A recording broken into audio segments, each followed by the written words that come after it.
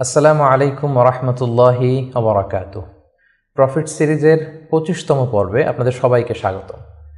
আজকের পর্বটি হচ্ছে প্রফিট সিরিজের সর্বশেষ পর্ব এবং এই পর্বে আমরা আমাদের প্রিয় নবী মুহাম্মদ রাসূলুল্লাহ সাল্লাল্লাহু আলাইহি ওয়াসাল্লামের জীবনী নিয়ে আলোচনা করব ইনশাআল্লাহ।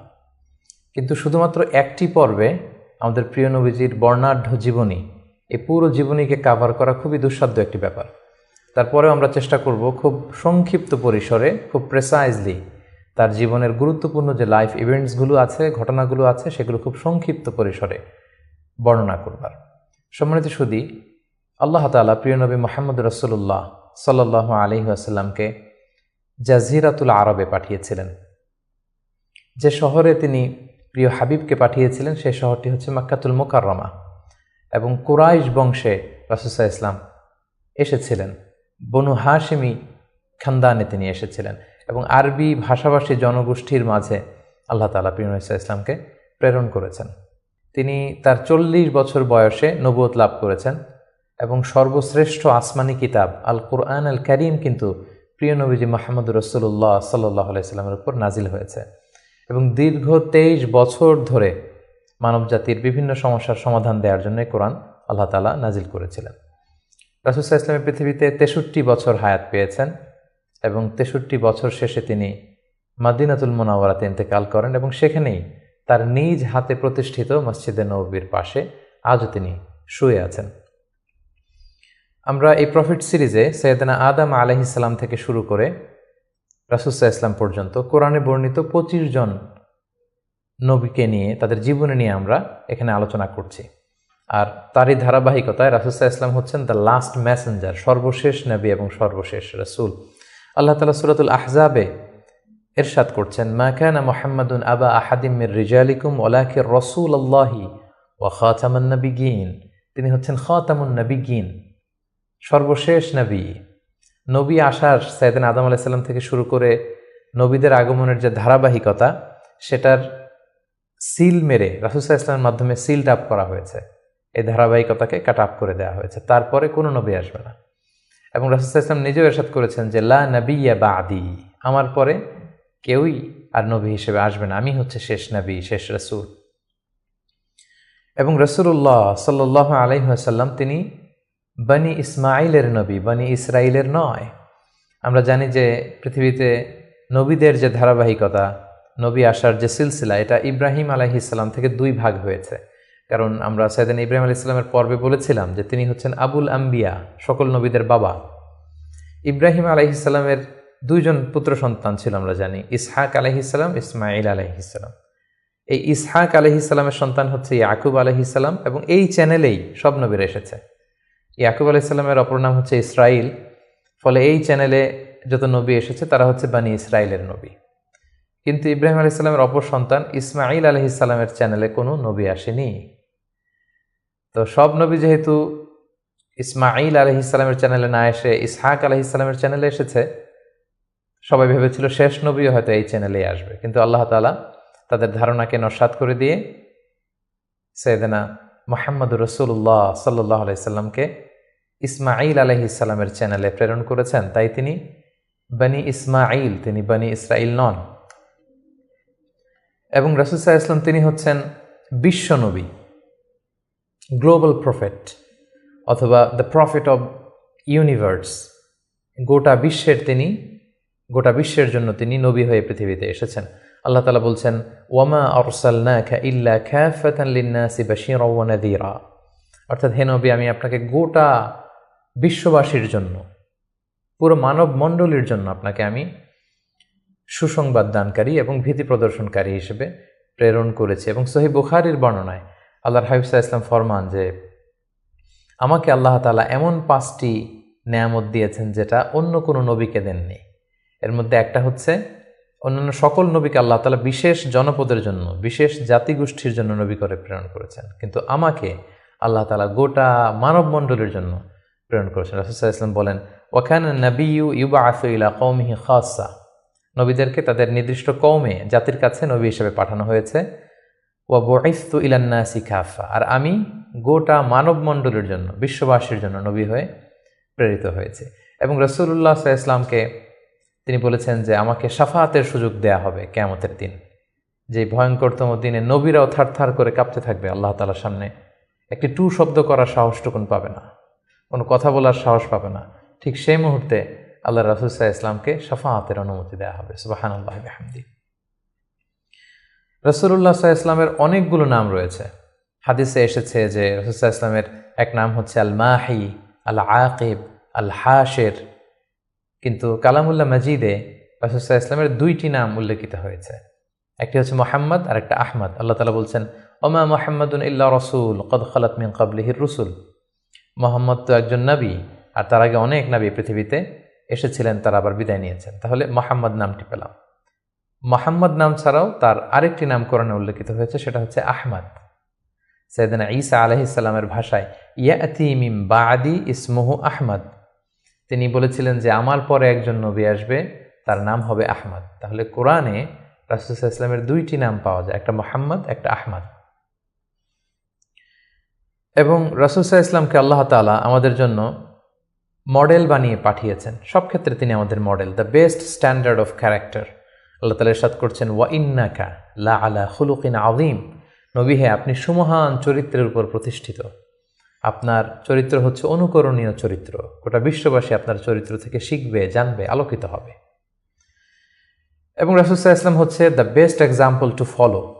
এই পৃথিবীতে যার ফলোয়ার হওয়া যায়, যাকে অনুসরণ করা যায়, যাকে অনুকরণ করা যায়, তার মধ্যে শ্রেষ্ঠতম হচ্ছে আমাদের পেয়ারা হাবিব মুহাম্মদ রাসূলুল্লাহ সাল্লাল্লাহু আলাইহি ওয়াসাল্লাম। আল্লাহ তাআলা ইরশাদ করছেন লাকাদ কানা লাকুম ফি রাসূলিল্লাহি উসওয়াতুন হাসানা, অর্থাৎ তোমাদের রাসূলের মধ্যেই রয়েছে তোমাদের জন্য সর্বোত্তম আদর্শ।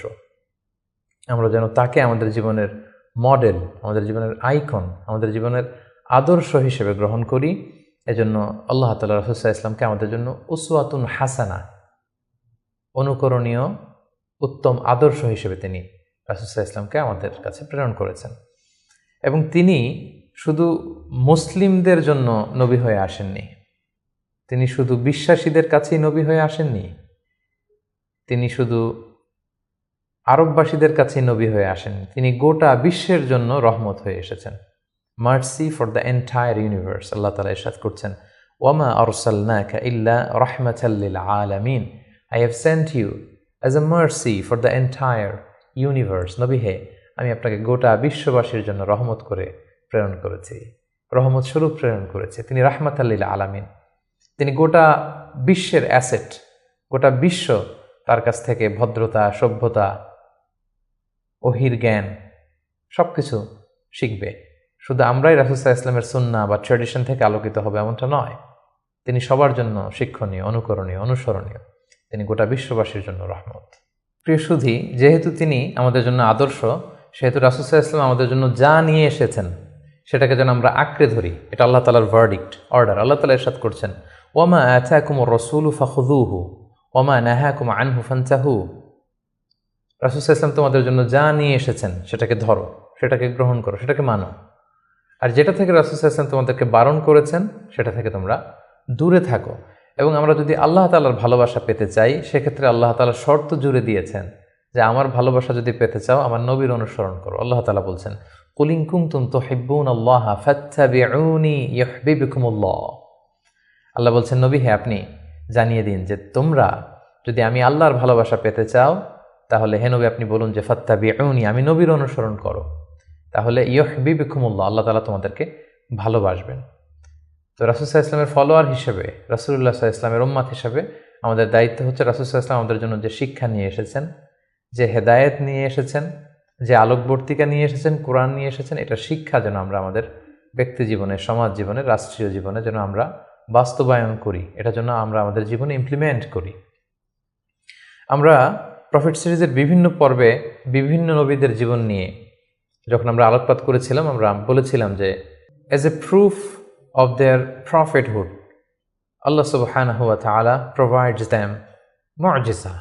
তারা যে নবী, তার প্রমাণ হিসেবে আল্লাহ তাআলা নবীদেরকে মুআজিজা দিয়ে থাকেন। রাসূল সাল্লাল্লাহু আলাইহি ওয়াসাল্লামের জীবনীতেও আমরা দেখব যে অসংখ্য মুআজিজা ছিল। আমরা একটির কথা যদি উল্লেখ করি যে মক্কার কুরাইশরা যখন রাসূল সাল্লাল্লাহু আলাইহি ওয়াসাল্লামকে নবী হিসেবে মানতে চাচ্ছিল না, রাসূল সাল্লাল্লাহু আলাইহি ওয়াসাল্লাম বললেন যে চাঁদকে যদি দ্বিখণ্ডিত করতে পারি তোমরা কি মেনে নিবে যে আমি আল্লাহ রসুল? তারা বলল যে মেনে নিব। রাসূল সাল্লাল্লাহু আলাইহি ওয়াসাল্লাম আঙ্গুল উঁচু করলেন, চাঁদের দিকে ইঙ্গিত করলেন, চাঁদ দ্বিখণ্ডিত হয়ে দুই ভাগ হয়ে গেল। সুবহানাল্লাহ। আল্লাহ তাআলা সূরাতুল কমারে ইরশাদ করছেন, ইকতারাবাতিস সাআতু ওয়ানশাক্কাল কমর ওয়া ইন ইয়ারা আয়াতান ইউরিদু ওয়া ইয়াকুলু সিহরুম মুস্তামির। রাসূল সাল্লাল্লাহু আলাইহি ওয়াসাল্লাম চাঁদ দ্বিখণ্ডিত করে ফেললেন, কিন্তু এই চমৎকার এই মুআজিজা দেখার পরেও তারা কিন্তু ঈমান আনলো না। তারা বলল, তুমি জাদু করেছো, চাঁদের মধ্যে ভেলকিবাজি করেছো, এমন বড় জাদুকর তুমি চাঁদের উপরও জাদুর প্রভাব খাটিয়েছ। তো এভাবে রাসূল ইসলাম যখনই কোরআনের আয়াত বলতেন, কোনো মুআজিজা দেখাতেন, তারা হয়তো রাসূল ইসলামকে জাদুকর বলতো, কখনো বলতো তুমি পাগল, কখনো বলতো তুমি কবি, কখনো বলতো তুমি গণক। নাউযুবিল্লাহি মিন যালিক। এভাবে রাসূল ইসলাম অনেকগুলো মুআজিজা তার জীবনে আমরা দেখতে পাই, যেগুলো তার মধ্যে থেকে অন্যতম মুআজিজা হচ্ছে তিনি চাঁদকে দ্বিখণ্ডিত করেছিলেন। এবং রাসূল ইসলাম জন্মের আগেই যেগুলোকে মুবাশশিরাত বা ইরহাসাত বলে, নবী হওয়ার আগে এমন কিছু অলৌকিক ঘটনা, এরকম অনেক ঘটনা কিন্তু ঘটেছে। যেমন রাসূল ইসলামের প্রিয় মাতা আমেনা যখন গর্ভবতী ছিলেন, তখন তিনি দেখেছেন যে তার পেট থেকে একটা আলো বের হয়ে এটা শাম দেশের বড় বড় প্রাসাদগুলোকে আলোকিত করছে। এটা কিন্তু রাসূল ইসলাম যে পৃথিবীতে আসবেন তার আগাম একটা বার্তা। সম্মানিত সুধী, আমরা এই পর্যায়ে রাসূলুল্লাহ সাল্লাল্লাহু আলাইহি ওয়াসাল্লামের সরাসরি জীবনের দিকে যাব, ধারাবাহিক জীবন পরিক্রমা আলোচনা করব এবং বুঝবার সুবিধার্থে আমরা রাসূল সাল্লাল্লাহু আলাইহি ওয়াসাল্লামের পুরো জীবনীকে 3টি ভাগে ভাগ করেছি। তার প্রথম ভাগে আমি রাসূল সাল্লাল্লাহু আলাইহি ওয়াসাল্লামের জন্ম থেকে শুরু করে নবুয়ত পর্যন্ত এই 40 বছরের বর্ণনা দিব। সেক্ষেত্রে বয়স অনুসারে এই বর্ণনাটি দেয়া হবে। দ্বিতীয় ভাগে আমরা মক্কায় নবুয়তির যে 13 বছর, এই 13 বছরের বর্ণনা দিব। সেক্ষেত্রে নবুয়তির সন ভিত্তিক বর্ণনা দেওয়া হবে। এবং সবশেষে আমরা মদিনায় রাসূল সাল্লাল্লাহু আলাইহি ওয়াসাল্লাম যে 10টি বছর কাটিয়েছেন, তৃতীয় পর্বে বা তৃতীয় ভাগে আমরা সেটির বর্ণনা দিব, আর সেটা হবে হিজরি সন ভিত্তিক বর্ণনা। তাহলে সম্মানিত সুধী, আর কাল বিলম্ব না করে আমরা রাসূল সাল্লাল্লাহু আলাইহি ওয়াসাল্লামের বায়োগ্রাফির একেবারে মূল পর্বে চলে যাই। আমরা বলেছি যে প্রথম পর্বে আমরা রাসূল সাল্লাল্লাহু আলাইহি ওয়াসাল্লামের প্রথম 40টি বছরের বর্ণনা দিব, জন্ম থেকে শুরু করে নবী হওয়ার আগ পর্যন্ত। আমরা শুরুতেই বলেছি যে তিনি মাক্কাতুল মুকাররমায় এসেছেন, তিনি কুরাইশ বংশে জন্মগ্রহণ করেছেন, বনু হাশেম ছিল ওনার খানদান, এবং রাসূলুল্লাহ সাল্লাল্লাহু আলাইহি ওয়াসাল্লামের পিতার নাম ছিল আব্দুল্লাহ, মায়ের নাম ছিল আমিনা, দাদার নাম ছিল আব্দুল মুত্তালিব। এবং দুঃখজনক হলেও সত্য যে রাসূলুল্লাহ সাল্লাল্লাহু আলাইহি সাল্লামের মাতা পিতার সংসার 7 দিনের বেশি ছিল না। মাত্র বিয়ের পরে তারা 7 দিনের মতো, 1 সপ্তাহের মতো সংসার করেছিলেন। সেই সাংসারিক জীবনেই রাসূল সাল্লাল্লাহু আলাইহি ওয়াসাল্লাম মায়ের গর্ভে এসেছেন। এবং রাসূল সাল্লাল্লাহু আলাইহি ওয়াসাল্লামের পিতা আব্দুল্লাহ তিনি ব্যবসার সফরে বেরিয়ে গিয়েছিলেন, ফেরবার পথে তিনি সেখানে ইন্তেকাল করেছেন। তখন রাসূল সাল্লাল্লাহু আলাইহি ওয়াসাল্লামের বয়স হচ্ছে মায়ের পেটের ভেতরে মাত্র 2 মাস। মায়ের পেটে থাকতেই তিনি বাবাহারা হয়েছেন। এবং তিনি জন্মগ্রহণ করেছেন যে বছরে, সেটাকে ঐতিহাসিকরা বলেছেন আমুল ফিল, অর্থাৎ আব্রাহার হস্তি বাহিনী যে বছর কাবা ধ্বংস করতে এসেছিলেন, ঠিক সেই বছর রবিউল আউয়াল মাসের 12 তারিখে সোমবার তিনি ওনার মা আমিনার কোলকে উজালা করে এই পৃথিবীতে এসেছেন, শুভাগমন করেছেন। এবং রাসূল সাল্লাল্লাহু আলাইহি ওয়াসাল্লামের আগমন এটা আমাদের জন্য আনন্দের, উচ্ছ্বাসের, ভালোবাসার। তিনি সর্বশেষ নবী, সর্বশেষ রাসূল হয়ে পৃথিবীতে আগমন করেছেন। রাসূলুল্লাহ সাল্লাল্লাহু আলাইহি ওয়াসাল্লাম সোমবার দিন জন্মগ্রহণ করেছেন, এটা নিয়ে ঐতিহাসিকদের মধ্যে কোনো মতভেদ নেই। কিন্তু তিনি কি রবিউল আউয়াল মাসের 12 তারিখে জন্মগ্রহণ করেছেন নাকি 2 তারিখে না 8 তারিখে, এই দিনগুলো নিয়ে ঐতিহাসিকরা মতভেদ করেছেন। তবে মাশহুর বা সবচেয়ে প্রসিদ্ধ মতামত হচ্ছে তিনি রবিউল আউয়াল মাসের 12 তারিখে জন্মগ্রহণ করেছেন আলাইহিস সালাতু ওয়াসসালাম। এবং রাসূলুল্লাহ সাল্লাল্লাহু আলাইহি ওয়াসাল্লামের এই জন্মের সালটাকে যদি আমরা খ্রিস্টাব্দ দিয়ে কনভার্ট করি, তাহলে সেটা ছিল 571 খ্রিস্টাব্দ। এবং আমরা জানি যে তৎকালীন সময়ে সম্ভ্রান্ত ফ্যামিলির লোকেরা তাদের সন্তানদেরকে ব্রেস্ট ফিডিং উইমেনদের কাছে দিয়ে দিত, দুধমা, তারা এসে তাদেরকে নিয়ে যেত। এবং রাসূল সাল্লাল্লাহু আলাইহি ওয়াসাল্লামকে হালিমাতুস সাদিয়া নামে একজন নারী, যিনি তায়েফ থেকে আরও 70 কিলো দূরে বনু সাদ এলাকা থেকে এসে তারা রাসূল সাল্লাল্লাহু আলাইহি ওয়াসাল্লামকে রাসূল সাল্লাল্লাহু আলাইহি ওয়াসাল্লামের দাদা আব্দুল মুত্তালিবের কাছ থেকে নিয়ে গিয়েছিল দুধ খাওয়ানোর জন্য। এবং সেটা তারা করতো এই কারণে যে যেহেতু মক্কা শহর, এখানে অনেক ব্যবসায়ীরা আসে, অনেক লোক আসে, এখানে আরবি ভাষার অনেক আঞ্চলিকতার একটা মিক্স আপ হয়ে গিয়েছিল। তাই বেদুইন এলাকাতে একেবারে মরুদ্যান, মরুভূমি আছে, এরকম এলাকাতে যেই ট্রাইবস বা কবিলাগুলো আছে, সেখানে যদি ছেলেমেয়েরা বড় হয়, তাদের যেমনি স্বাস্থ্য ভালো থাকে, তাদের ভাষাটা যেমনি পিওর হয়, আরবি মুবিন, সুস্পষ্ট আরবি ভাষায় তারা কথা বলতে পারে। সো সম্ভ্রান্ত এবং ট্রেডিশনাল ফ্যামিলির লোকজন এটাই করত। তার ধারাবাহিকতায় রাসূল সাল্লাল্লাহু আলাইহি ওয়াসাল্লামকে বনু সাদ গোত্র থেকে এসে হালিমাতুস সাদিয়া বনু সাদ গোষ্ঠীর কাছে নিয়ে গেল, যে তাকে লালন পালন করবে, কয়েক বছর দুধ খাওয়াবে। এটা ঘটেছিল তার জন্মের পরপরই। এবং রাসূল সাল্লাল্লাহু আলাইহি ওয়াসাল্লামের বয়স যখন 2, তখন অল্প কিছু দিনের জন্য হালিমাতুস সাদিয়া সেই বনু সাদ থেকে আবার মক্কায় নিয়ে এসেছিল, যাতে রাসূল সাল্লাল্লাহু আলাইহি ওয়াসাল্লামের মা আমিনা কিছুদিনের জন্য ছেলের সঙ্গ পান। কিছুদিন যখন আমিনা সঙ্গ পেল, তারপর আবার তাকে বনু সাদে নিয়ে যাওয়া হলো এবং রাসূলুল্লাহ সাল্লাল্লাহু আলাইহি ওয়াসাল্লাম হালিমাতুস সাদিয়ার দুগ্ধ পান করতে লাগলেন। হালিমাতুস সাদিয়ার সন্তানদের সাথে মরুদ্যান, মরুভূমির সেই বেদুইন পরিবেশে বেড়ে উঠতে লাগলেন। সেখানকার যে পিওর ল্যাঙ্গুয়েজ আছে, আরবি ভাষা শিখতে লাগলেন। এবং রাসূল সাল্লাল্লাহু আলাইহি ওয়াসাল্লামের বয়স যখন 4, তখন তার প্রথম শাক্কা সাদার হয়েছে, যেটাকে সিনা চাক বলে, ওপেন হার্ট সার্জারি। রাসূল সাল্লাল্লাহু আলাইহি ওয়াসাল্লামের জীবনে মোট 3 বার এটা ঘটেছিল। বয়স যখন 4 তখন একবার, ওহী নাজিলের সময় একবার, মেরাজ যখন তিনি গিয়েছিলেন তখন একবার। রাসূল সাল্লাল্লাহু আলাইহি ওয়াসাল্লাম মরুভূমিতে বনু সাদ গোষ্ঠীর ছোট ছেলেদের সাথে খেলাধুলা করছিলেন। হঠাৎ জিবরাইল আলাইহিস সালাম এসে রাসূল সাল্লাল্লাহু আলাইহি ওয়াসাল্লামকে এক পাশে নিয়ে গলা থেকে শুরু করে নাভি পর্যন্ত ছিঁড়ে রাসূল সাল্লাল্লাহু আলাইহি ওয়াসাল্লামের হৃদয়টাকে বের করে জামজামের পানি দিয়ে ধৌত করে আবার ভেতরে ঢুকিয়ে দিলেন। এই জায়গাটাকে আবার মিলিয়ে ফেললেন, যেটা আধুনিক সময়ে আমরা এটাকে ওপেন হার্ট সার্জারি বলি। এই দৃশ্য হালিমাতুস সাদিয়ার ছেলেমেয়েরা দেখে ভয়ে দৌড়াতে লাগলো। মায়ের কাছে যেয়ে বলল, আমাদের কোরাইশি ভাই বোধহয় মারা গিয়েছে। হালিমাতুস সাদিয়া বিচলিত হয়ে আসলেন, দেখলেন যে না, মারা যায়নি। মোহাম্মদ, শিশু মোহাম্মদ, তিনি বিচলিত অবস্থায় আছেন।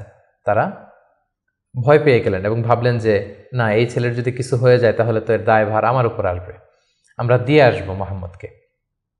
রাসূল সাল্লাল্লাহু আলাইহি ওয়াসাল্লামের বয়স যখন 5, তখন হালিমাতুস সাদিয়া রাসূল সাল্লাল্লাহু আলাইহি ওয়াসাল্লামকে নিয়ে, ছোট্ট মোহাম্মদ সাল্লাল্লাহু আলাইহি ওয়াসাল্লামকে নিয়ে তার মায়ের কাছে দিয়ে আসলেন।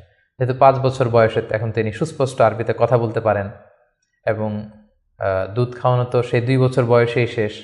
তিনি মরুভূমির সুন্দর প্রকৃতিতে সুঠাম দেহ নিয়ে বড় হচ্ছেন, সুন্দর আরবি ভাষায় কথা বলতে পারেন।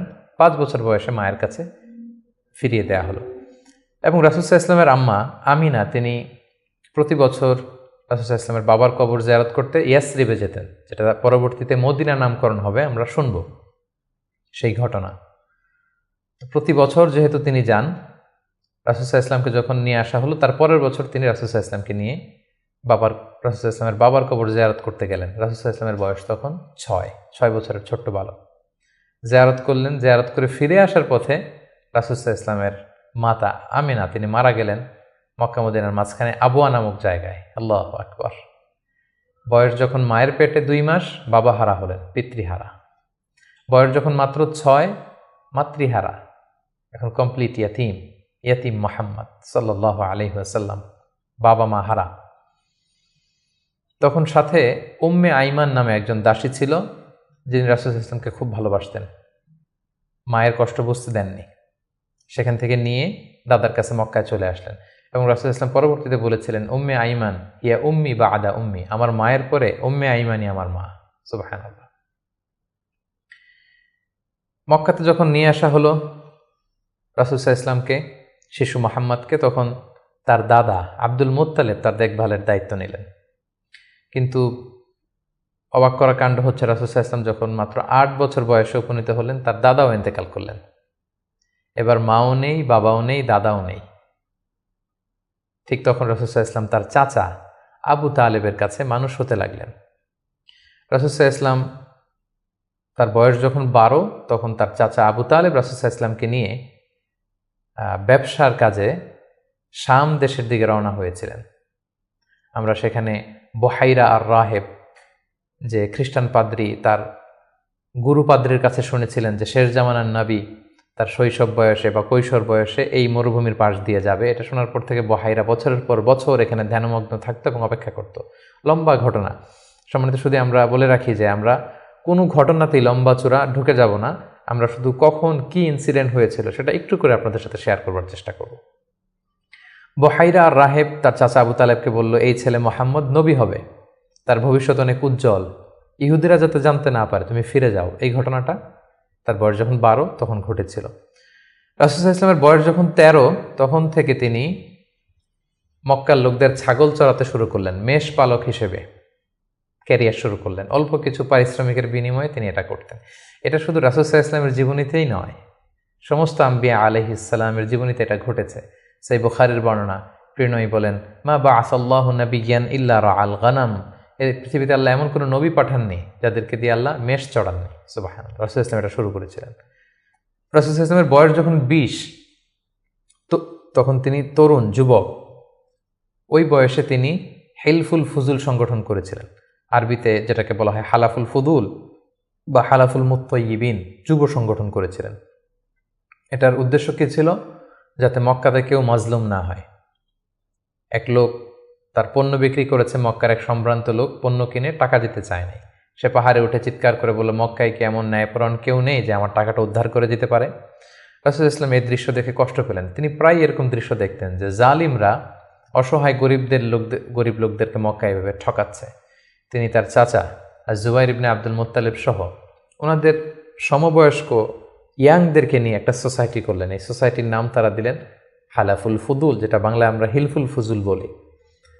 এবং তারা এই সংগঠনের নাম দিয়েছিলেন হালাফুল মুত্তাইয়িবিন। বেসিকলি তারা আরব দেশের ট্রেডিশন ছিল, তারা যখন সংঘবদ্ধ হতো তারা এক গামলা রঙের ভেতরে হাত ঢুকিয়ে দিয়ে তারা পাথরের মধ্যে হাতের ছাপ দিত। সবাই এভাবে হাতের ছাপ দিয়ে তারা প্রমাণ দিত যে আমরা ঐক্যবদ্ধ, সংঘবদ্ধ আছি। তো এভাবে রাসূল সাল্লাল্লাহু আলাইহি ওয়াসাল্লাম যখন এই যুব সংগঠন করলেন, তখন আর জালিমরা সাহস পেল না গরিবদেরকে ঠকাতে, এবং তারা গরিবদের হক এভাবে উদ্ধার করে দিত। সুবহানাল্লাহ বিহামদি। রাসূল সাল্লাল্লাহু আলাইহি ওয়াসাল্লামের বয়স যখন 25 তখন তিনি দ্বিতীয়বারের জন্য মক্কার বাইরে গেলেন। শাম দেশে তিনি ব্যবসায়িক কাজে গেলেন, এবং সেটা ছিল মূলত খাদিজাতুল কুবরা রাদিয়াল্লাহু তাআলা আনহা, যিনি মক্কার একজন সম্ভ্রান্ত নারী ছিলেন। তিনি সম্পদ বা অর্থ ইনভেস্ট করেছিলেন, এবং রাসূল সাল্লাল্লাহু আলাইহি ওয়াসাল্লাম তার হয়ে তার প্রোডাক্টগুলো নিয়ে বিক্রির জন্য গিয়েছিলেন। এবং তিনি সফর শেষে অঢেল সম্পদ, অঢেল অর্থ করে তিনি প্রফিট করে দিয়েছিলেন অন বিহাফ অফ খাদিজা রাদিয়াল্লাহু তাআলা আনহা। এবং খাদিজা রাদিয়াল্লাহু তাআলা আনহা এটা দেখে খুব খুশি হয়েছিলেন, এবং রাসূল সাল্লাল্লাহু আলাইহি ওয়াসাল্লামের যে পোর্শন সেটাও রাসূল সাল্লাল্লাহু আলাইহি ওয়াসাল্লাম পেয়েছিল। এই সফরে, এই ব্যবসায়িক সফরে খাদিজা রাদিয়াল্লাহু তাআলা আনহার একজন দাসী ছিল, নাম মাইসারা। তিনি ছিলেন সফর সঙ্গে, কাফেলার মধ্যে তিনিও ছিলেন। সফর শেষে যখন রাসূল সাল্লাল্লাহু আলাইহি ওয়াসাল্লাম অনেক লাভ করে, প্রফিট করে ফিরলেন, তখন খাদিজা রাদিয়াল্লাহু তাআলা আনহা খুব খুশি হলেন। এবং মাইসারা তখন খাদিজাকে জানান দিল যে, খাদিজা, এই মানুষ মুহাম্মদ কোনো সাধারণ মানুষ নন। খাদিজা বললেন, তাই নাকি? কি দেখেছ তুমি এই থ্রু আউট দ্য জার্নি, এই পুরো সফরে তুমি কি খেয়াল করেছো? তিনি বললেন যে মুহাম্মাদের চলন বলন কথা এটা আলাদা, অন্য সবার চেয়ে, কাফেলার প্রত্যেকটা পুরুষের চেয়ে আলাদা। তিনি অন্যরকম, তিনি সাধারণ কোনো মানুষ নন, অসাধারণ একজন মানুষ। তার কথা বার্তা, তার চলা ফেরা, তার আচরণ, তার ডিলিংস, তার বুদ্ধিমত্তা অসাধারণ।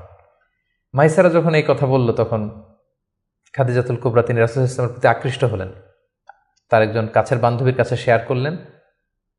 তারা সবাই মিলে রাসূল সাল্লাল্লাহু আলাইহি ওয়াসাল্লামের চাচাদের কাছে যেয়ে বললেন যে, রাসূল সাল্লাল্লাহু আলাইহি ওয়াসাল্লামকে খাদিজা পছন্দ করে, আমরা বিয়ের ব্যাপারে ভাবতে পারি কিনা। চাচারা রাসূল সাল্লাল্লাহু আলাইহি ওয়াসাল্লামকে জানালেন, রাসূল সাল্লাল্লাহু আলাইহি ওয়াসাল্লাম এগ্রি করলেন। এই 25 বছর বয়সে রাসূল সাল্লাল্লাহু আলাইহি ওয়াসাল্লাম তার প্রথম বিয়েটি সম্পন্ন করলেন, আলহামদুলিল্লাহ। এবং রাসূল সাল্লাল্লাহু আলাইহি ওয়াসাল্লাম 20টি উট দিয়েছিলেন as a dowry, as a মাহার। বিয়ের মাহার হিসেবে খাদিজা রাদিয়াল্লাহু তাআলা আনহাকে 20টা উট দিয়েছিলেন। রাসূল সাল্লাল্লাহু আলাইহি ওয়াসাল্লামের বয়স যখন 30, খাদিজা রাদিয়াল্লাহু তাআলা আনহা রাসূল সাল্লাল্লাহু আলাইহি ওয়াসাল্লামের ঘরকে উজালা করে তার প্রথম সন্তান, কন্যা সন্তান জন্মগ্রহণ করলো, জাইনাব। রাসূল সাল্লাল্লাহু আলাইহি ওয়াসাল্লামের বয়স যখন 33, দ্বিতীয় কন্যা সন্তান রুকাইয়া জন্মগ্রহণ করলো। রাসূল সাল্লাল্লাহু আলাইহি ওয়াসাল্লামের বয়স যখন 34, তৃতীয় কন্যা সন্তান উম্মে কুলসুম আসলো। রাসূল সাল্লাল্লাহু আলাইহি ওয়াসাল্লামের বয়স যখন 35, ফাতেমা রাদিয়াল্লাহু তাআলা আনহা তিনি জন্মগ্রহণ করলেন। এবং তখন কাবা ঘরের একটা রিনোভেশন হলো। আগুন লেগে বন্যার পানিতে কয়েকবার কাবা ধ্বংস হয়ে গিয়েছিল। ঠিক সেই সময়তে রাসূল সাল্লাল্লাহু আলাইহি ওয়াসাল্লামের বয়স যখন 35, কাবাকে আবার রিবিল্ড অফ কাবা বা রিনোভেশন অফ কাবা করা হয়েছিল। ইব্রাহিম আলাইহিস সালামের যে ভিত্তির উপর কাবা তৈরি করেছিলেন সেই ভিত্তি ঠিক রেখে পাথর এনে কাবা নির্মাণ করা হয়েছিল। এবং হাজরা আসওয়াদ নিয়ে একটা দ্বন্দ্ব লেগেছিল, কে রাখবে এই জান্নাতি পাথর। 4টা গ্রুপ হয়ে গিয়েছিল। পরবর্তীতে রাসূল সাল্লাল্লাহু আলাইহি ওয়াসাল্লাম এটার সমাধান দিয়েছিলেন। রাসূলুল্লাহ সাল্লাল্লাহু আলাইহি ওয়াসাল্লামের বয়স যখন 37 বছর, তখন থেকে তিনি একাকী নির্জনে ইবাদত করতেন, ধ্যানমগ্ন থাকতেন। হুব্বিবা ইলাইহিল খালা, নিঃসঙ্গত তার কাছে প্রিয় করে দেয়া হলো।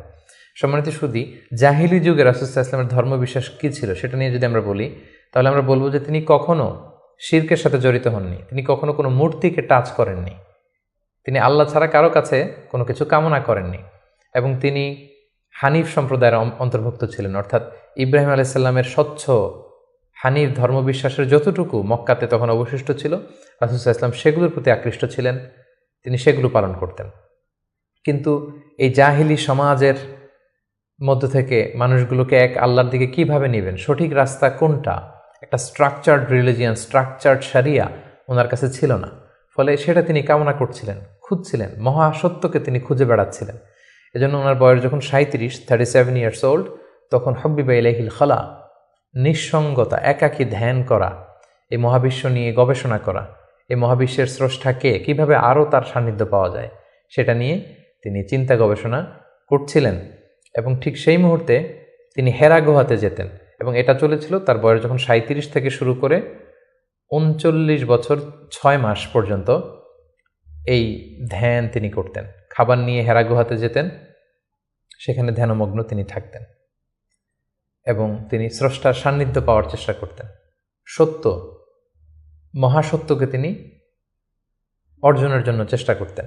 রাসূলুল্লাহ সাল্লাল্লাহু আলাইহি ওয়াসাল্লামের বয়স যখন 39 বছর 6 মাস, তখন থেকে, অর্থাৎ 40 বছর হতে আর মাত্র 6 মাস বাকি, তখন থেকে তিনি গুড ড্রিমস আর রুইয়া সাদেকা, বেশি বেশি সত্য স্বপ্ন দেখতে শুরু করলেন। প্রতিদিনই স্বপ্ন দেখতেন, এবং রাতে যাই স্বপ্ন দেখতেন সকালবেলা সেটা বাস্তবায়িত হতো।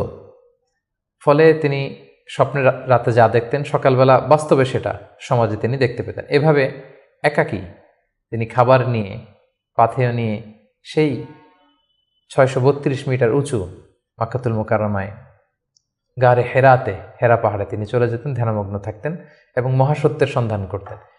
ঠিক তার বয়স যখন 40 বছরে উপনীত হলো, তিনি মহাসত্যের সন্ধান পেলেন। সুবহানাল্লাহ বিহামদি। সেদিন জিবরাইল আলাইহিস সালাম রেশমি কাপড়ে সূরাতুল আলাকের প্রথম 5 আয়াত নিয়ে এসে বললেন, পড়ুন।